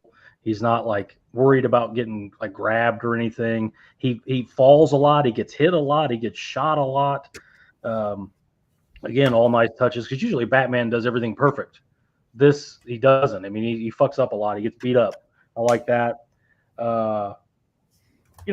You got a 13-year-old black girl they elect as mayor of the city of New York. I don't know how old she was, but she looks about 12, 13. But again, it is New York, so who knows? They could do that. Ridiculous runtime, 176 minutes. Come on, guys. Could have done better. Way too long. Way too long. Way too long. But this is a superhero movie for people who don't really care for superhero movies. It's more of a detective mystery story. I really like that. I really like how, again, I'll say it a million times, how dark it was, how gritty it is. This gives me hope, man. I really like what they did here. And I love the idea of the 2025 one. They're coming back. Matt Reeves is doing it again, writing and directing again. And it's going to be Clayface as the villain this time. I think that's going to be really interesting live action. So, that's my number 3. Yep, solid choice, man. Good pick. Just rewatched it today and yesterday. That's another movie I never thought I would like. I was like, I'm not going to see that. With the Pretty Boy, Pattinson, Vampire Cuck, whatever. I just can't believe it was as good as it was. Yeah. Yeah, just too long. Very long. Okay, so my number 3 is The Avengers 2012, directed by Joss Whedon. What I loved about this is just the fact that we got all of these characters together. With the success of Iron Man, that's when they came up with the idea to bring them all together. So I think Iron Man came out in 2008, and this came out in 2012. But I guess even the single movies that led up to this one was excellent. This isn't my favorite of the Avengers movies. There's been, they got better and better as they went along, but this is where it all started, and that's the reason why I chose this for my number 3. I love the battle scene. I love the fact that they were able to get all of these action heroes together in one film, and I just loved it. Especially the city fight scene was excellent. Oh yeah, that's a great choice. Well, kind of that same vein, and I went back and forth on this one and the one right before this one, but I ended up going with this one for various reasons, and that's going to be Avengers Endgame. Yeah. I mean, if the MCU is like it or love it, you got to respect it. They've put a lot of work into it. The movies are well made. The character development is fantastic, like none other. If you really get into it, the stories are really great. You really give a shit about every single one of the characters in this universe, and then you have to at least give them props for that. This is what the DC universe wish they could do. Yep. They tried so hard to catch up, they couldn't quite do it. This is the culmination of what 24 movies, whatever it was, leading up to this one. And I'll tell you right now, I've said this before. There's well, I know I mentioned this Wednesday night. We had the Old Ben stream over on KB's channel. There's not very many memorable movie moments like you had back in the day. Like you had Empire Strikes Back, seeing Back to the Future in theaters for the first time. These iconic movies. And this here was a theater experience. And I'm gonna quote my buddy Ryan here, Dr. Ordinary. When Captain America catches that hammer for the first time, and he finally, I'm getting chill bumps just talking about it. No shit. When he catches that hammer for the first time and finally says "Avengers Assemble," you could hear all the women in the audience ovulating. And that's when my son hit puberty. That's when my son said, "Dad, I just hit puberty." When that happened. It was. I think my son Dusty, my nerd son I was talking about, I think he cried a little bit. It was a really, really cool moment in theaters. Packed theater. We're all sitting in the D-box seats. It was unforgettable. Because there's one other movie. I think it was the end of maybe Winter Soldier. The very, very last scene of the movie, Captain America goes, "Avengers," and he's fixing to say "Assemble," and it cuts. Everybody goes, "Ah!" Yeah. And so I thought they did that well, building up to this part here. And not to mention, somebody else could finally hold the hammer. Somebody's finally worthy. And of course, then you have him and Thor going, "Here, you take the little one." They're all switching back and forth. Man, it's done so well. And then of course you get I know Brad hates this part. Nobody ever dies. They all come back. I'm sure that's why you probably like the Infinity War a little better, but because Infinity War hit hard at the very end. Mm-hmm. And I think overall, Infinity War is probably a better movie from start to finish.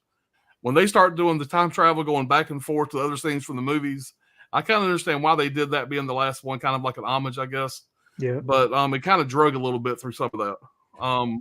So I think Infinity War is probably a more enjoyable movie overall. I picked this one here because of the last 45 minutes or so when you had the big fight with Thanos. So let's talk about Thanos. Josh Brolin is a fantastic Thanos. He did a great job. And anytime he was on screen, he just was eating it up. I would go through the cast, man. But I got to probably look at this. That's the cast.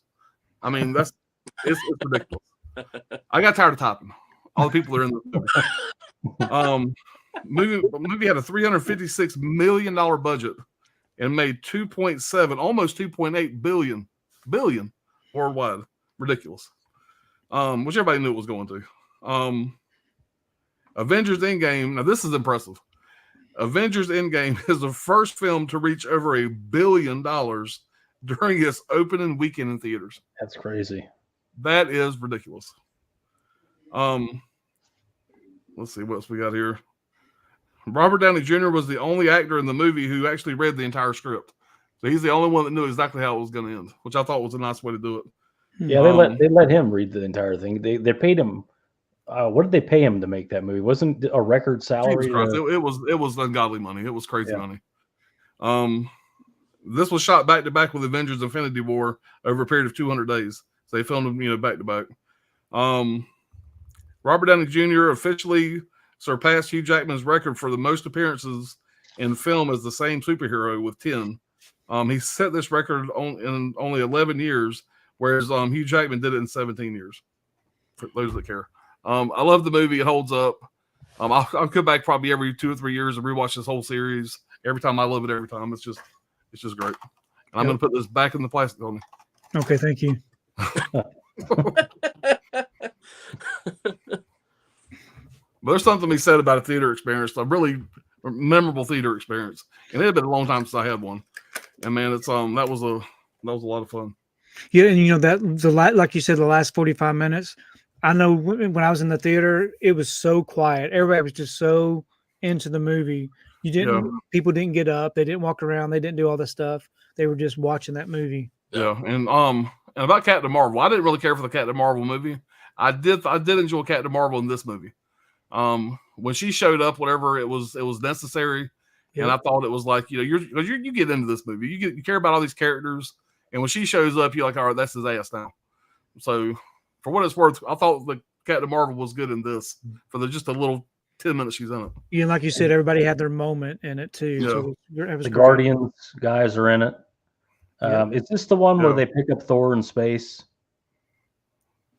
That's Infinity War. No, that's Infinity War. Infinity And War. I also like the post-credit scene, and y'all correct me if I'm wrong, but I want to say it's the post-credit scene after Infinity War when you see Samuel Jackson, whatever, trying to grab his pager real fast.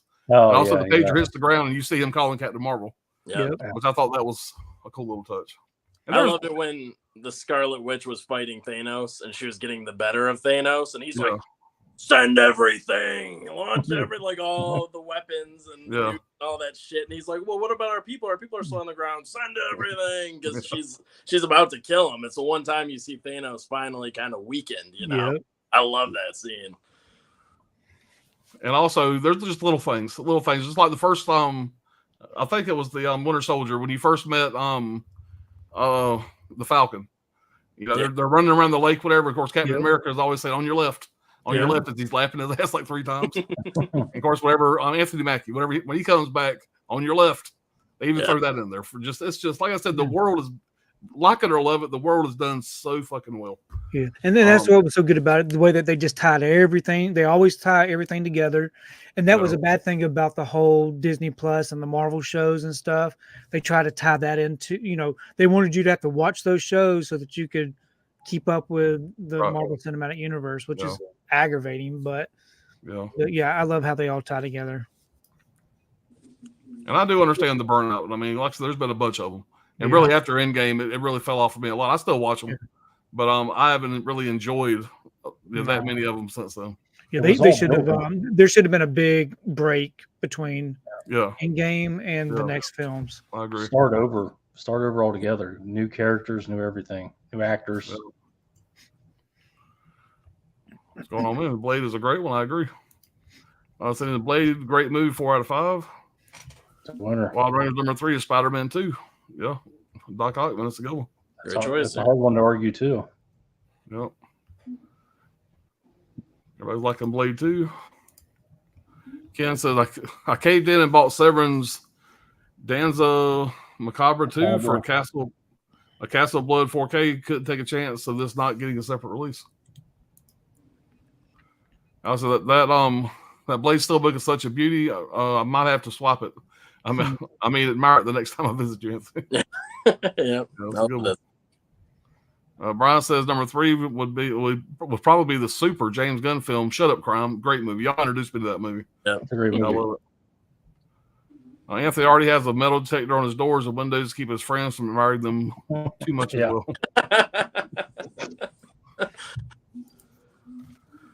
I can't say anything. I got a security camera right over there and a motion detector. Yeah. The Batman, Colin Farrell was great. Yep. He was, man. It was excellent. Caveman says, Alan, Rocky looks like he has Batman ears. Nobody's even mentioned my Rocky back. You see Rocky back here? Look at this. Yeah, that standee is sweet. Yeah. Dreams are endless. Cap catching the hammer. You hear Thor say, I knew it. Yeah, man, it's it was well done. Yeah, the Batman is good. I enjoy the Batman much more. I was telling Brad before the stream. I watched it over a span of 2 days. It is a long movie, but It's fucking I enjoyed too it good. much more the second time, knowing what I was going in for. Okay, Yeah. this is not going to be a Christopher Nolan Batman. This is not going to be action packed. It is what it is. And going in with that mind frame, I liked it a whole lot better. Still, Well, didn't make my top there's 5, another but I did reason like it a lot that there's another reason this was disappointing to a lot of people. We were supposed to get 3 Ben Affleck Batman standalone movies with Zack Snyder. Yeah. Ben Affleck went into rehab for drugs and alcohol, and that they just shit the bed on the whole thing. We're not going to spend $700 million on your ass if you can't show up to work. You know what I mean? That blew the whole thing apart. So people. And I thought wanted Ben that. Affleck was a great Batman. Ben Affleck would have been great in all 3 of those. Hopefully, another great round of picks. Appreciate it. But Brian another another thing about the Batman, though, because it just came to my mind, I like the fact that when they did the Batman with Pattinson, that they just created another universe of it, another world. You know, they didn't try to tie it in with anything else, because that would have been more disappointing. that would have been weird. Yeah. Yeah, Because if you leave it that way, and you could tie the stories together later, like if you really needed to. I mean, it leaves you with options when you make it its own thing. And Bruce, I say Rocky Garden, those Vinegar Syndrome titles. Oh yeah, no doubt. Before the stream started, I kept moving his ass around, trying to get him in full screen. You know, so my door there, I got to move his ass to get out of my room because my door's right on his right shoulder. So that's just perfect. All right, let me mark that. What are we on number 2 here? Damn, moving right along. 2, yeah, we're doing pretty good. Don't steal my damn pick, Anthony. We'll see. All right. Sometimes to do what's right, we have to be steady and give up the thing we want the most, even our dreams. Spider-Man 2. Spider-Man 2. Nice, man. Yeah, I love it. This one and my number 1, I was just sitting here looking at both of them. I'm like, God, I don't know where to go. Spoiler alert: the number 1 is Spider-Man 3. Yeah, right. Exactly. Yeah. I actually do like that more than most people, but I know it has a lot of issues. But yeah, Spider-Man 2, Alfred Molina as Doc Ock. I mean, you know, come on, one of the greatest villains of all time. I mean, he's such a great actor. Just the scene where he's trying to get, like, you know, the fusion reactor. He's all happy. He's like, oh, he's going to create his own sun. This new form of energy and everything that people can use, sustainable energy forever. And then, of course, things just go terribly wrong. And you have that beautiful shot where the glass shatters and it goes right through his wife, you know, and you see her face reflected in the glass before it stabs into her. You know, when things are going haywire, the chip in the back of Doc Ock's, you know, the inhibitor chip that keeps his higher faculties in check so he has control over the arms, you know, blows up. That little thing's done. So now the arms have control over him. And I mean, I just love the way that scene's shot. And, you know, Tony, you were talking about before with Spider-Man, the first one, there's something about it that you just really like. And I think part of that is the practical effects that Sam Raimi uses. Sam Raimi, especially in the first film, uses a ton of practical effects, wire work, all sorts of stuff. There's obviously CGI, but there's a lot of practical effects. And I think Spider-Man 2, it's the same thing. He chooses to go about it practically as much as he can. You know, obviously there's scenes where you just can't do that, but I think that's what makes his films a lot better, because it doesn't just feel like CGI everywhere, green screen, CGI, all that. And then you have the fight scene on the train, which is incredible too. I mean, so well choreographed. And I just love how he's moving around like a spider. And, you know, you got Doc Ock just throwing his arms at Peter the entire way. And he's got his other 2 arms like grounded onto the train so he doesn't fall away or anything. It's just so well done. I loved it. So you got that scene, the scene where Doc Ock is robbing the bank even, you know, and he takes Aunt May as a hostage and he's climbing up that building. And, you know, Spider-Man's, well, actually, before that, I love that Peter Parker runs away and Aunt May looks behind her and she's like, Peter, where are you going? You know, because she thinks he's just like a little bitch running away and leaving her. But he's just running away to go, you know, put on his suit and come save the day. And she's like, "Don't leave me." It's so good. That's the thing. Sam Raimi knows how to tie in that humor perfectly in all of his films, and a little bit of horror too. But yeah, I love the scene. Spider-Man's going to save Aunt May, and he's creating like a big old slingshot, and he just thrusts himself to save her. And Doc Ock's got one of his arms has like a blade that's coming out of it, and he's gonna stab Peter as soon as he gets close. And Aunt May's like, "Oh, I forgot exactly what she says, you know what I mean? But she says something like, 'Oh, you're a terrible person, or you're evil,' or something, whatever." And she hits him with the umbrella, and it knocks his glasses off. And she saves Spider-Man, so she saves him. And there's just so many little moments like that throughout the movie, just great scenes. And then I love how it ends too. Where he's got the sun, but once again, it's about to go out of control. It's going to suck up all of New York City and everything else. It's just going to, kill everyone. And, Spider-Man's like, "Look, you can't do this. You're going to kill us all." And finally, it's the first time you see him, Doc Ock, realize like what he's doing is wrong. Like he couldn't see the bigger picture before, but now he sees like, what am I doing? And then when he tells those mechanical arms, like, "Listen to me now," and he gets all like, and those arms just shrink back, and they're like, okay, we'll listen to you. And he just takes the sun, sinks into the river with it, and basically saves the day. I mean, really, Alfred Molina is, Doc Ock, he saved the city. I mean, he was going to destroy the city, but he ended up doing the right thing at the end. And yeah, it's just so well done. I mean, I just like I said, the humor, the practical effects, all that stuff. The fact that Sam Raimi injects some of his horror vibes into it, like when Doc Ock is on the table and they think he's dead, and then all the arms come to life and start killing all the nurses and doctors that are in the room. That's all Sam Raimi. I mean, that's all his horror background. So I just love it. Spider-Man 2, number 2 pick. Can't go wrong. Good. And Tobey Maguire is definitely my favorite Spider-Man, hands down. I love Tobey Maguire. There's no replacing him. I respect the other guys. I really do. I think they do a solid job, but you'll never do better than Tobey Maguire. Yeah, Tobey Maguire's still my favorite, but I am a big Tom Holland fan. Yeah, he's great. Yeah. All right, number 2, 2009, directed by Zack Snyder, The Watchmen. This is kind of a Frankenstein release, so if anybody's wondering, it's the Ultimate Edition or whatever the fuck it's called. That is not the cut to watch. You want to watch the director's cut. Mm-hmm. You don't want to watch the theatrical. You don't want to watch the Ultimate cut. You want to watch the director's cut. It does come in this. I didn't realize that, but whatever. Anyway, takes place all over the world, mostly shot in Canada. Talk about the 3 cuts. Another hard R, which I like. This is a tough movie to explain. I didn't take a lot of notes on it because you just have to see it. I can't really go through the story is so damn complicated and it goes so many different directions. But the film takes place in an alternate universe, mostly in America, where there are no presidential term limits. The president is still Nixon, who's gone senile and paranoid, half crazy. Imagine that. It's a world where superheroes exist, but are the mask element of is outlawed. You're not allowed to wear a mask anymore.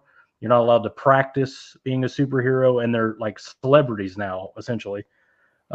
Somebody is murdering the old superheroes for some reason. Rorschach, played by Jackie Earle Haley, makes the connection and decides to get the old team back together, their version of the Justice League.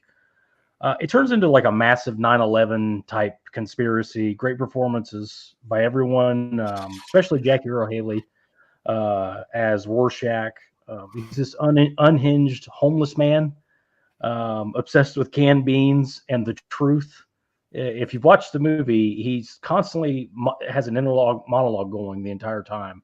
Like he like one of the superheroes might be gay. He just wants to know just so he knows the truth.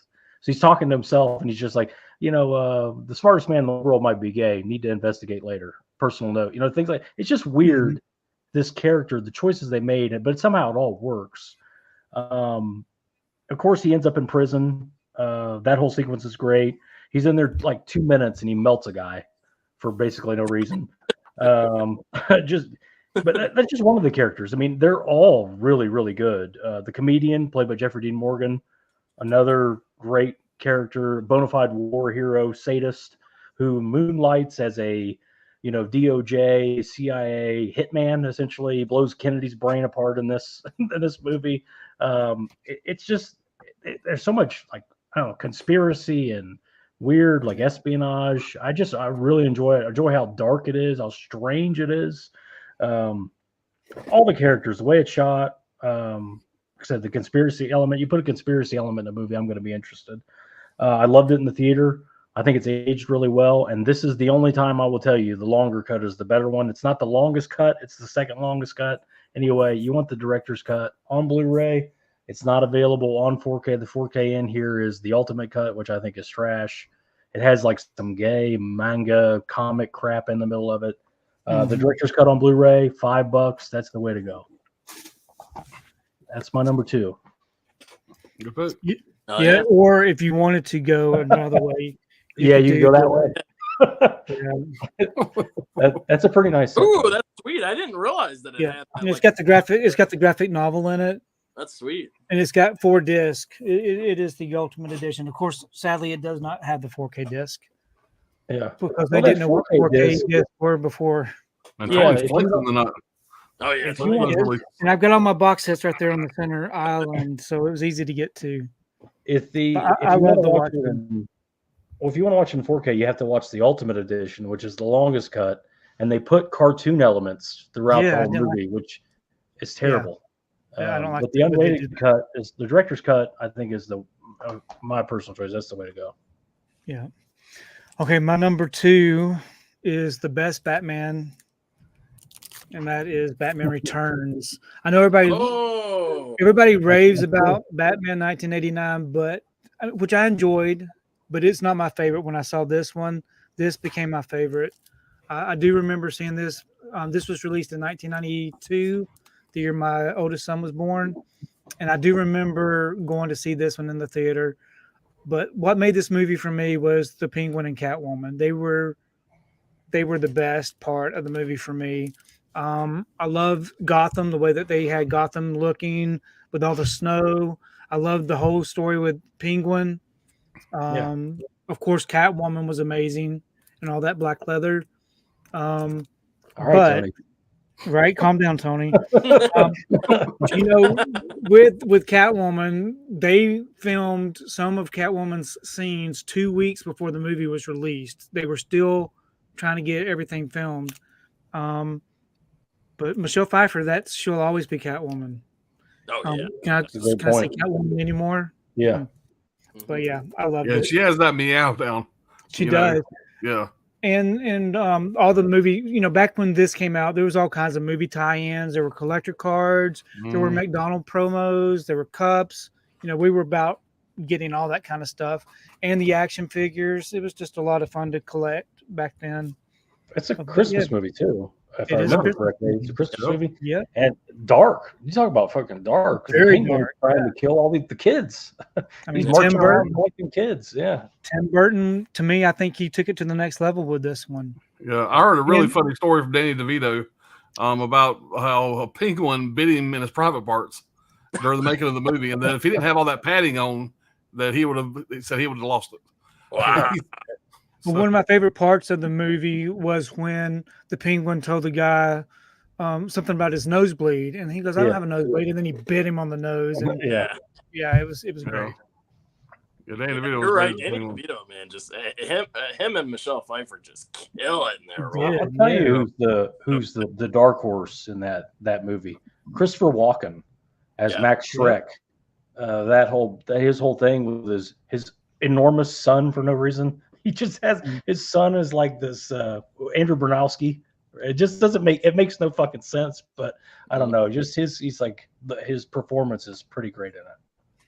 Yeah. Yeah, good pick, Tony. Thanks. Oh yeah. All right. Yeah, man, this is a good one here. I love this movie so much. 2016 Deadpool. Mm-hmm. Oh yeah. Yeah, this is my kind of comedy right here. I love Ryan Reynolds, and Ryan Reynolds was made like Wolverine, like Hugh Jackman was made to play Wolverine, he was made to play Deadpool, and this was a passion project for Ryan Reynolds. He's trying to get this movie made for quite a while. Directed by Tim Miller.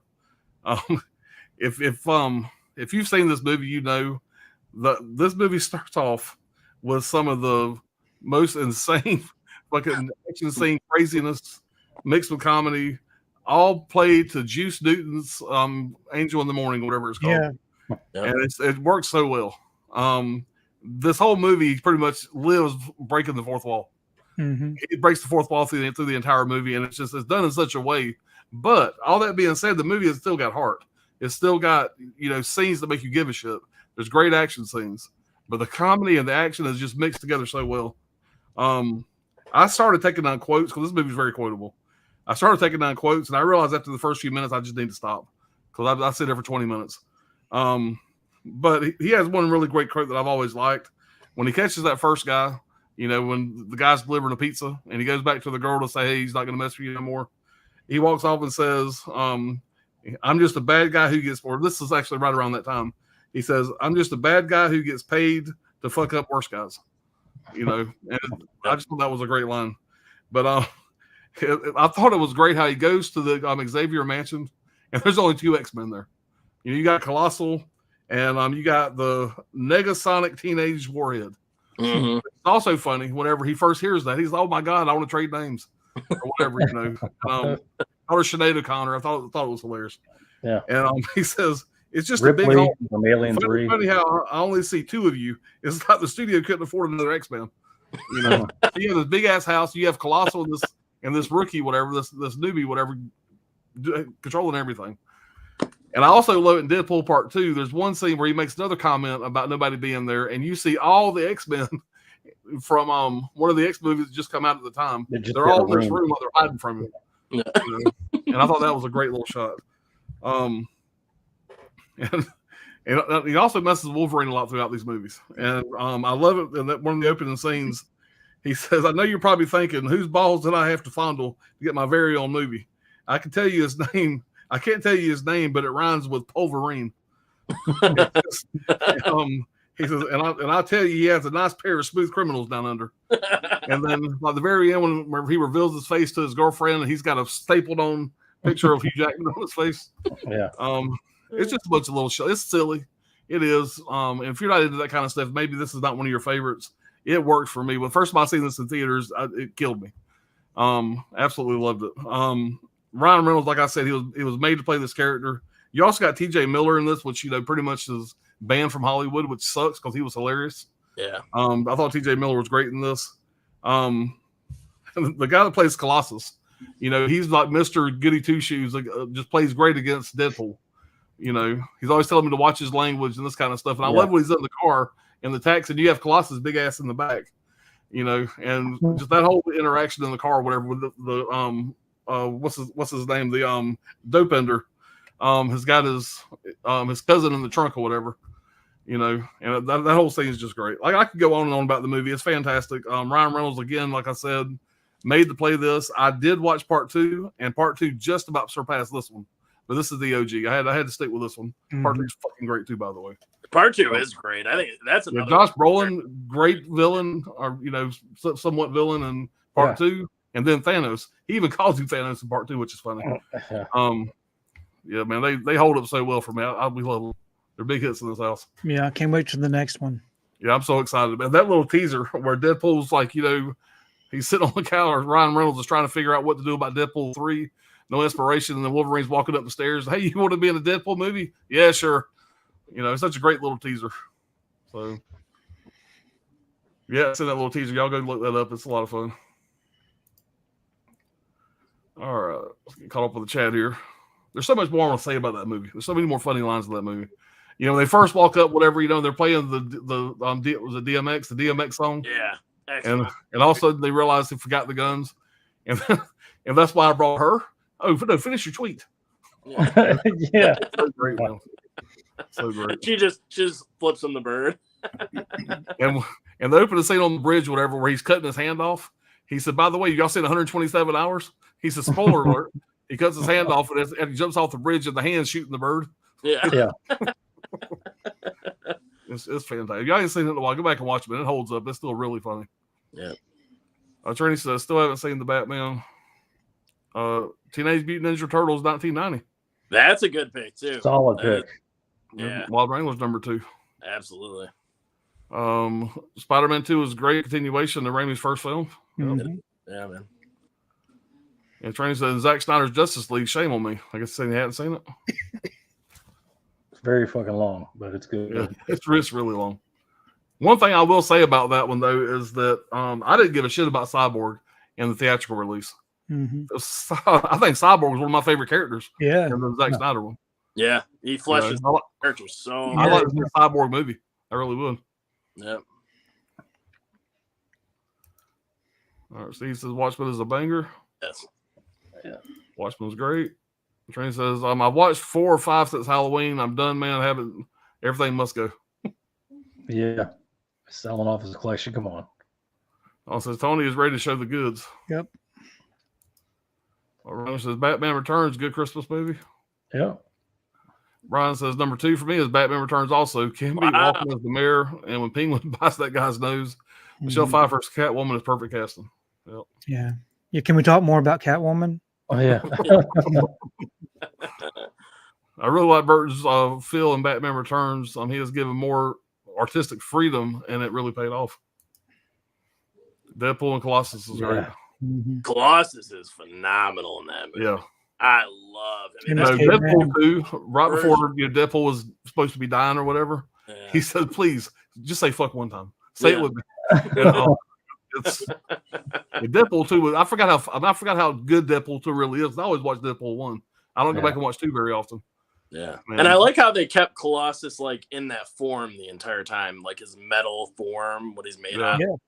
I'm glad they didn't turn him back human. Right. They did an X2. I like that he just stays that way. Yeah. And it looks good. That whatever Yeah. effect that is amazing. Yeah. All right. Miss Caveman says, hello, all you wonderful people. What's going on? Deadpool Hey there. was the movie that Caveman and I saw for our first Valentine's Day together. Cool. Oh, nice. very nice. Nice. Nice. Another round of winners. Thanks, Yep. Steve. Say hey to Miss Caveman. We will mark it How there. many duplicates have we had so far? We had Logan. Logan Just was Logan. a triple, Mhm. and I think that was it. I think that's it. I think that's it so far. But we're going to find out what our number 1 is. Yep.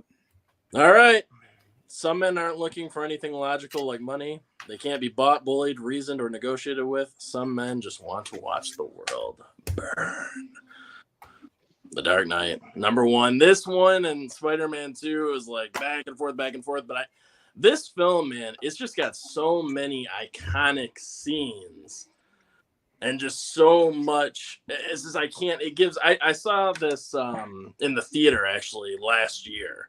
I got to see it in the theater again, and all of the same scenes that, gave me goosebumps and all that stuff and made the hairs on the back of my neck stand up when I first saw it, did the same effect again when I saw it, all these years later back on the big screen. It's just, all the Joker stories, I got these scars, all that stuff. Yeah. Chill, you can feel the goosebumps, the hairs standing up, all that stuff. Every time the Joker steps foot on screen. Alfred, Michael Caine as Alfred, like I said, giving that speech. I mean, he's perfect as Alfred. I mean, I love Caine.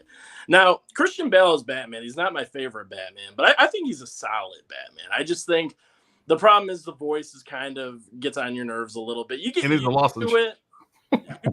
I get used to it, but it is annoying. You know what I mean? I understand that complaint. And then the fight choreography isn't great either. It's pretty lackluster as an action film, but there's so much good dialogue and the way it's shot and all the characters in it. Even Two-Face, also, I love his character in this. Just everybody, I think, is that their A game. Aaron Eckhart, Michael Caine, Heath Ledger. I mean, they're all just killing it, and it's such a grounded story. It feels like something that could really happen. Heath Ledger, just kind of this crazy anarchist, madman that we've seen in real life. I mean, maybe not to this extent, but we've seen a lot of crazy ass people in real life do horrible things, and for no reason. I mean, that's the scariest part. There's really no reason why he does anything. He just, he's just a dog off of his leash. You know, he's just chasing cars like he says in the movie. You know, he can do a lot with just some gasoline and some bullets. So it's just the directing too. I'll never forget the opening shot where they're breaking into that bank vault and everything. And, you know, and then Joker set it up so each guy is killing another member of the crew as they, like, the guy opens the vault, and then he kills him, the guy that disarms the security alarm and all that, and the guy kills him, and they're just killing everyone, and then he just walks out of there in the, you know, school bus and gets away clean. I mean, I don't know. It's just so much fun. It's just you know, it's a long film, but it breezes by for me. I never noticed the runtime. I also love Morgan Freeman's character in this too, as Lucius Fox. I like that Batman rewards him at the end. He's like, you know, because Lucius Fox is like, look, as long as this crazy system is here that's in place that can monitor what everyone's doing in the world by picking up their cell phone signals and all that. Basically, he can monitor the entire world, know everyone's business. He's like, as long as this is at Wayne Enterprises, I won't be. You know, he's like, I'll help you this one time.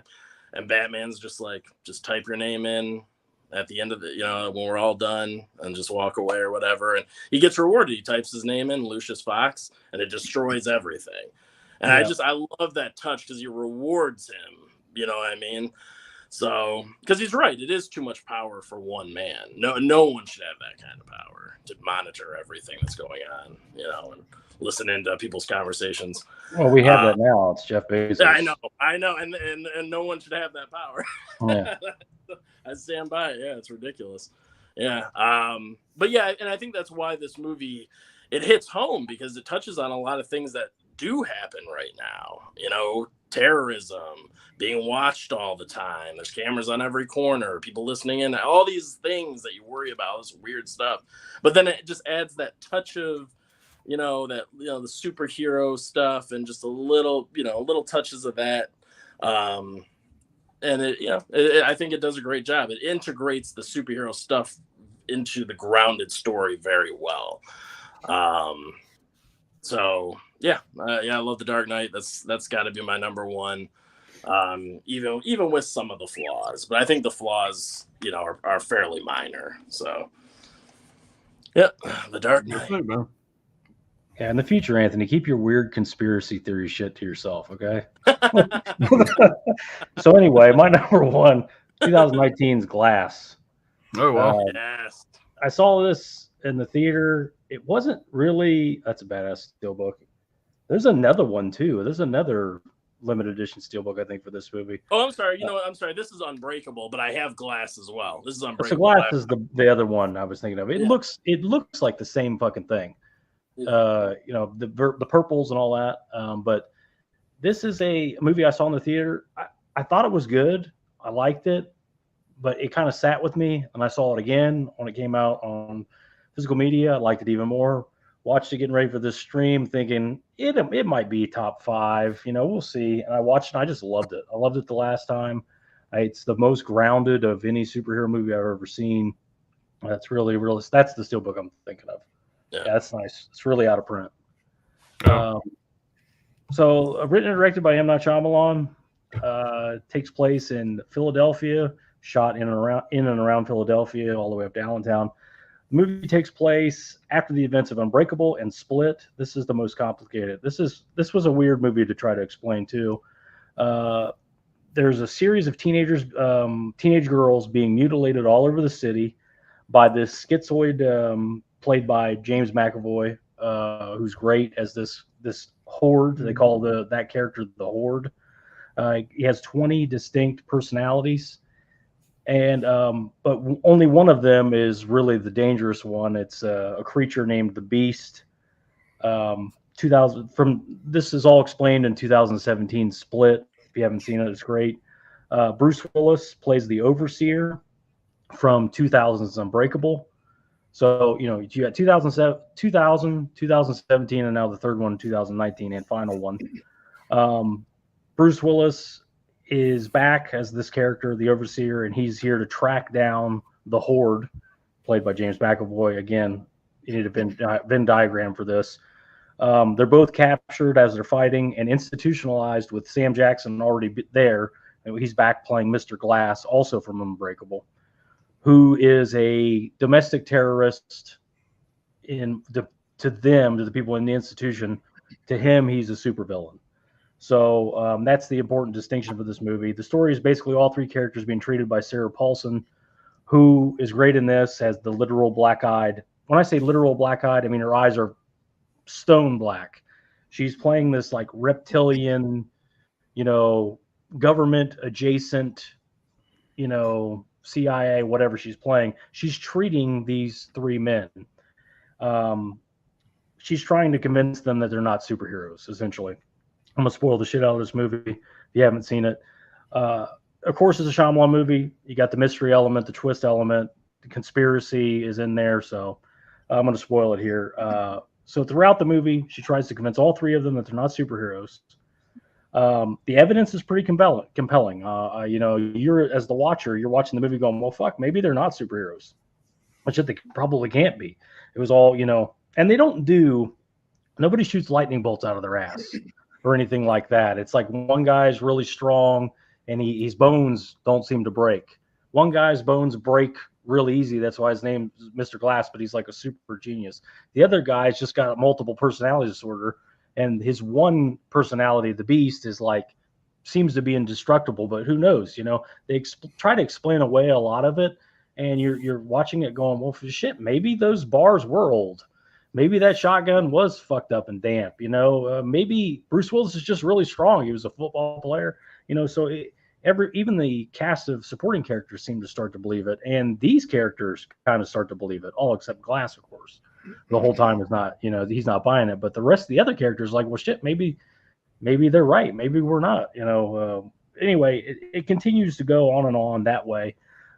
This Laura Paulson or whatever her name is, she turns out to be a member of a global elite society, Illuminati type thing. And their goal is to suppress metahumans for a number of reasons. Obviously, they kind of go into it a little bit, but you can't have a metahuman and continue to participate in endless foreign wars when you have these metahumans that could end them with the snap of their fingers, kind of thing. So they try to control the population. They want to be in charge, essentially. That's the way it goes, and it all plays out pretty good at the end.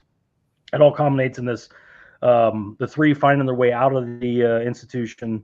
They begin to believe in themselves again, of course, and Glass orchestrates the big showdown between McAvoy and Bruce Willis, the Overseer and the Horde, and they have this big epic confrontation at the end. Like I said, spoiler alert, everybody dies. And I love the way it all worked out. I think a lot of people were disappointed with this movie because it is so fucking bleak and kind of miserable, but I like that, the whole element of it. I love the pothole. I love that. It's just literally a pothole and it's being filled with water, and just the way that all plays out. And I love the conspiracy element. This is right up my alley, and I like it more and more. You notice more and more as you go back, and that's my number one. Yeah, that's a great pick. That movie Glass is so damn. I saw that twice in theaters. The first time I saw it, it blew me away, and then I had to go back and rewatch it because people were complaining so much about that movie, and I'm like, what? Yeah. This movie, it's so damn good. It's very well written. All that stuff you were saying about trying to convince them, like, oh yeah, maybe we don't have powers, because it's. Like you said, they're not doing anything crazy. They're not flying around or anything like that. Oh, so well done. Yeah, first time I seen it, I had set the bar really high, so I was disappointed. I watched it a second time years later, and I became a huge fan of it. Yeah. Well, you're coming off Split. You come off Split, and Split just keeps building to meeting the Beast. You're like, this guy's fucking crazy. Obviously, he's in a dress and all this shit. And they keep talking about the Beast is coming. And then you see the Beast, and you're like, oh shit. And then all the shit that he can do is this wild like creature, essentially. James McAvoy is brilliant in both movies. And then at the end of Split, you get the Overseer. You realize now it's in the same universe, and they're going to collide, and you're expecting this bigger, larger than life movie by the third one, and it's just more M. Night Shyamalan stuff, and you think the Overseer is going to win and continue on. Well, that's not how life works. Half the people, after seeing Bruce Willis at that last scene of Split, half the United States population will make them watch Unbreakable. Yeah. I know. I couldn't wait to get home and watch Unbreakable again. I saw that in the theater too. When I watched Split in the theater, and that last scene in the diner came up, my mind was blown. Thank God it wasn't spoiled for me, because my mind was blown by that. Yeah, that was like, this is a universe now. They're tying it all together, but M. Night keeps everything grounded, so it's not like crazy over the top. It's just I was so excited. I could not wait for the next movie to come out. Hell of a pick, man. Yeah, oh yeah, great pick. What's good? Okay. Number one, so my number one is a Marvel movie. I know that you like Gal Gadot for Wonder Woman, but mine is Captain Marvel with Brie Larson. So my number one is the first superhero movie that I ever saw.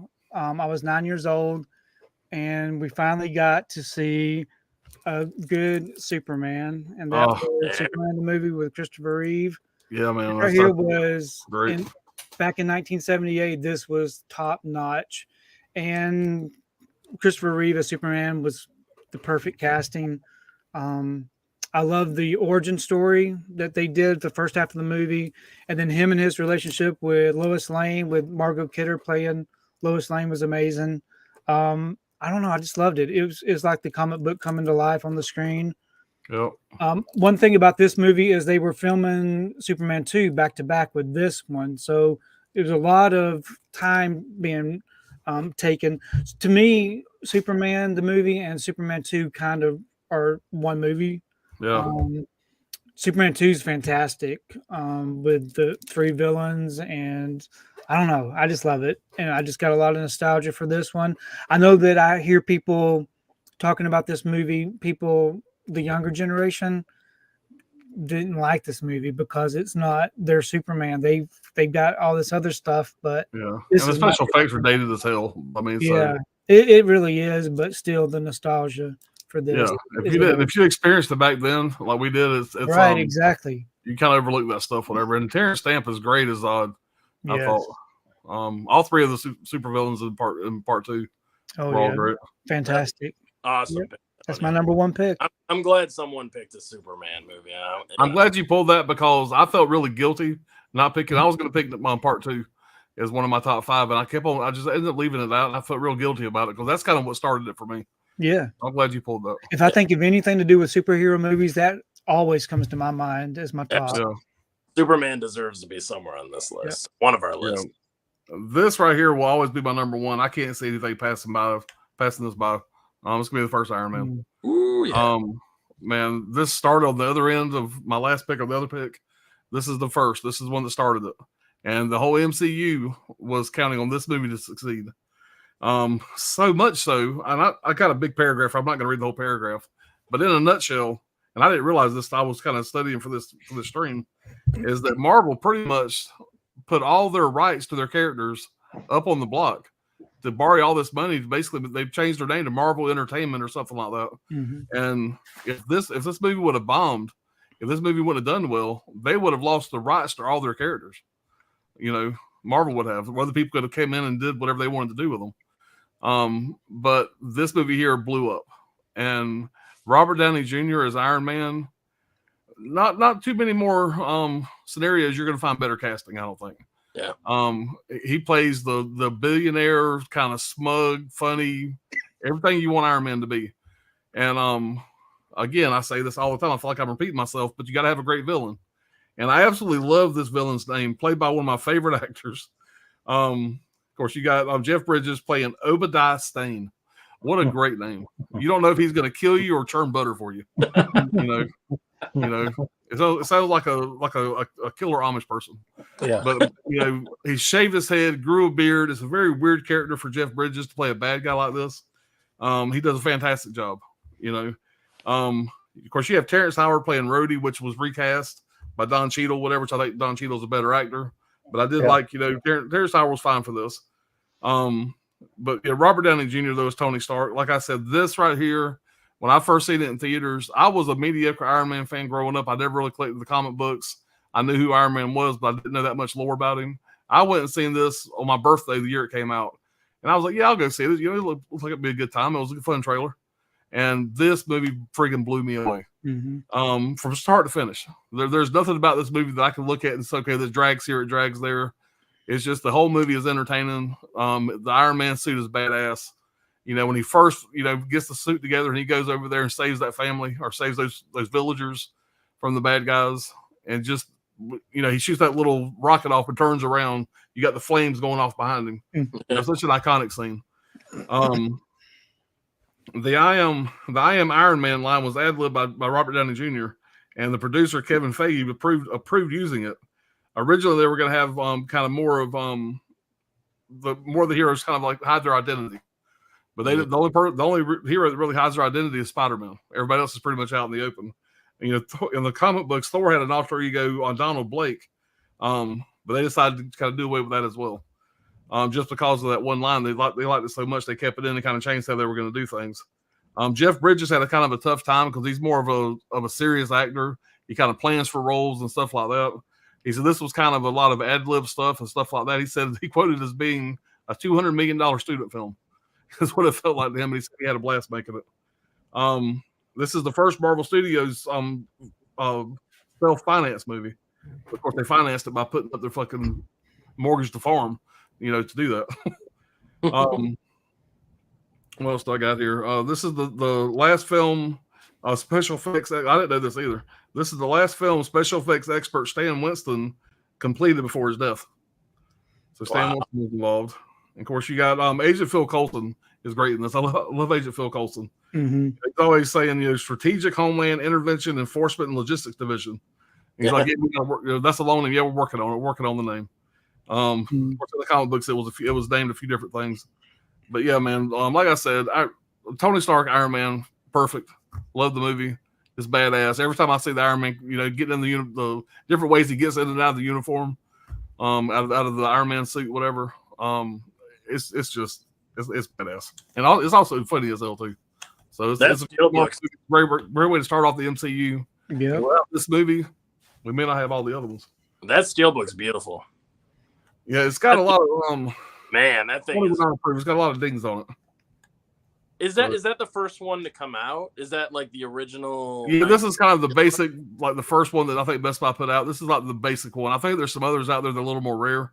I think it's got like a nice shine to it. It shows all the characters on the front. It's got a nice thing on the back. Yeah, no, I think that's a great steelbook. But they do have better steelbooks, whatever. But yeah, this is a pretty nice one. I've been like admiring it the whole time you were holding it up. I was like, that steelbook is just beautiful. Man, it's a solid flick, man. It holds up. Like every time I watch it, I like it more. Yeah, that's my number one. We get into that better best situation.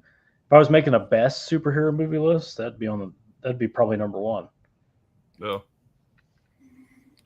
Yeah, man, it's a strong one. Like I said, and they casted Robert Downey Jr. or whatever just because even in his personal life, all of his personal and everything's out in the limelight. Everything he does, good or bad, is out in the limelight. That's kind of who Tony Stark is, and that's kind of what drew them to kind of cast him in that movie. And Robert Downey Jr., his career, I mean, what has he done? He was in the U.S. Marshals, a few smaller roles, whatever, and then he gets Iron Man, and he's the be and all. His whole world changed. Yeah, no doubt. All right, let's see. Yeah, Wild Rain was the number one of Superman 78. Oh, there you go. I like it. Sydney says The Dark Knight, awesome movie, 4 out of 5. And then comes back and says Glass, decent movie, 2.5 out of 5. Definitely not for everybody. Alice says Glass is so good, awesome to see it make someone's top 5. I agree. Yep. Yeah, absolutely. Wild Rain says my honorable mentions: The Batman 2022 and The Dark Knight 2008. Batman, man. Great picks. Scholar still has not seen Glass. I would recommend watching all 3 of them. That's what I'm over. Brad made me want to go back and revisit the trilogy. Yeah. Honestly, just hearing him talk about those movies, I'm like, I gotta go rewatch all of these. It was again. when I mentioned the pothole. That's what. That That is fuck that pothole. That's what everybody. Fucking- That's what got 8 everybody million hates. of them out there, Michigan is fucking ridiculous. There you go. Ooh, Nice. very nice. Yeah, it's the 3-movie pack. That's sick. It's the East Trail 177 trilogy pack. That's awesome, Joe. It's really cool. I want to get the split steel book. That's the only one I'm missing. That Blu-ray steel book with like kind of the shadows and stuff. Yeah. I gotta get that. All right, says great pick, Brad. Steve says I still haven't seen Split or Glass. I was a big fan of Unbreakable though. Steve, you're Check 'em out, man. gonna love them. I like both, I'm sure. You need to check them out. What's up, Hey, what's going on, Hagen? Yeah, Hagen? Sydney says Unbreakable is the best of the 3, better than Split or Glass. I think I'll, I could see that argument for sure. It's just like I said, and when you go into that movie, if you really like those characters, it's like it's tough. It sucks to sit there and watch fucking watch Bruce Willis get fucking stamped out like that. It's not. Yeah. It's not. Fun. There's nothing fun about it. The end. Right. They have their heyday and all that, and but it's just so fucking dark. Yeah. Definitely is. All right, Ben says, unfortunately, Split was spoiled for me. I was talking to a friend, and he wondered what Bruce Willis was up to, so I looked up his IMDb and saw he was going to be in Split as his Unbreakable character. That's God, that's the worst way to get spoiled too. yeah, that's so bad. IMDb. Yeah, that's the worst. Yeah, Superman, good movie, 3 out of 5. I'd rank it a little bit higher than that, but Iron Man, good movie, 3 out of 5. Oh, I should have skipped over that comment. Sydney's a tough critic. He's a tough critic. Yeah, 3 out of 5 strong for him. Strong for Sydney. It is. I collected, always drew Iron Man way back in middle school. Cool. Brian says, well, not really cool, Caveman. It's not really cool, but awesome. Hey! That's a nerdy thing to say, but we probably all did it. Caveman is not messing with him. Superhero movie is Howard the Duck. Come on, Brian. And I'm not blowing smoke with that. Jeffrey Jones as the villain was terrifying in that diner scene as a kid, and Leah Thompson does a great job. It's definitely a Brian movie. Yeah, I don't know if I put it number 1, Brian, but I'm gonna let you have it. Steve says, you guys burned through this top 5 in record time. It was refreshing to see different picks on every list. Yeah, man, 2 hours and 17 minutes, man. That's not bad. Not bad at all. This is what happens when you bring the Godfather on. Yeah. He runs a tight ship over there. Oh yeah. So look here, you got me for a limited amount of time, so get your ass to go. Right. Anthony's and Gizmo's top 100 superhero live stream that they did that time. Yeah. Good Lord of mercy. 6 hours. I don't think I can do it. Yeah, I'm thinking we're not doing that tonight. No. Yeah, we're gonna stick with 5. I don't have another one of those in me, man. I was like, and I had to include, because I love my animated superhero movies too. I had to include a ton of those. I don't even think I would have been able to do it otherwise without the animated film. So, Right. but yeah, no, this was Tony good. did. This was Tony did its 5. He talked about another 5 movies. He showed 53 releases, different releases, and I guarantee you, if you put a stopwatch on it, his segments are shorter than all of ours. I guarantee you. Yeah. Tony's So I like, do want to just say, pick an anybody that's watching this that has it, y'all go vote for Anthony for YouTuber of the month. Oh, thanks. Yeah, thanks. Dude who loves movies, you go to his channel, you watch the video, and the comment, you just put Anthony's Horror More. Yeah, no, I appreciate it. Yeah, Or thank you. stuff guys. with the consequences. Yeah. Hey, you know what? I got to give it to everybody though, man. I have like a ton of votes in there, and I was really, it was like day one, people were like flooding it with votes, and so I really appreciate everyone out there going to vote for me, and I barely even had to say anything; they were already out there voting for me. So man. really, You put out great content, man. You deserve it, man.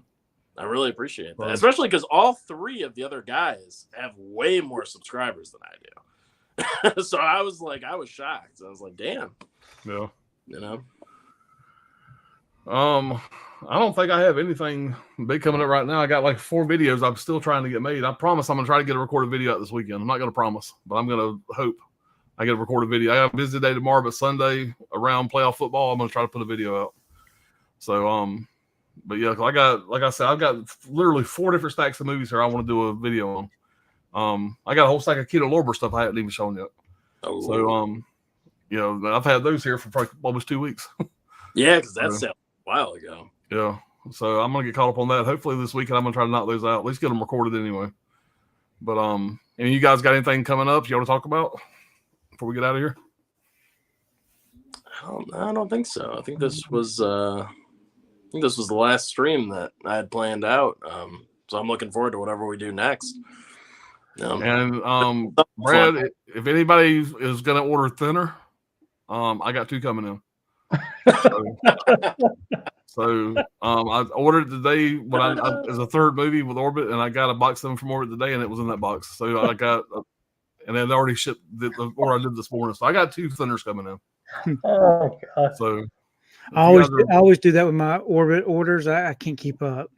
I try to, but I haven't got a list all over the damn place. It's a mess. But yeah, what it was is on my list. I forgot to mark. What I do is when I go to order something and I get it ordered, I mark it yellow, and I put on there where I got it from.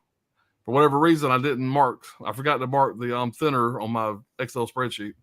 And so when I was checking today, the rest of the January titles I needed to pick up, well, I need to get thinner still. Nope, came in the mail. It was on my front porch as I ordered it. So anyway, won't be the first time. Wasn't the first time. Won't be the last time. While runs to the million sparklers falling across the floor. So DJ, give us more. I'm assuming he wanted me to just say that. The meds are kicking in for walk around there. I guess so. All right, guys, we're gonna get out of here.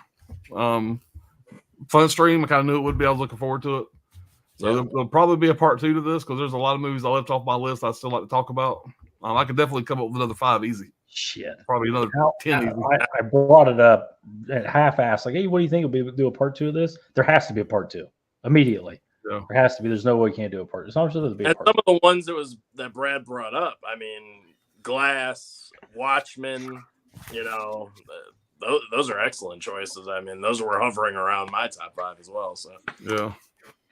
And look at my my Deadpool 2 steelbook. That's just terrible, isn't it? Oh my God. That's terrible. But come in the mail that way, or did yeah. Tony's like, I don't even know what that is. Wait, do I have we that? got the flip for it, but yeah. You can always get this Deadpool 2 still, but with a lenticular magnetic card. Why are you flexing, Tony? What's going on? Yeah, I know. Tony's showing us all the cards today. Or a mint. You could have a mint one of it, you know. All right, guys. On that note, we're getting out of here. Me and Tony's got to have a talk. Hit the button. All right, guys. Y'all have a good weekend. Talk to y'all soon. Yeah. Bye, everybody.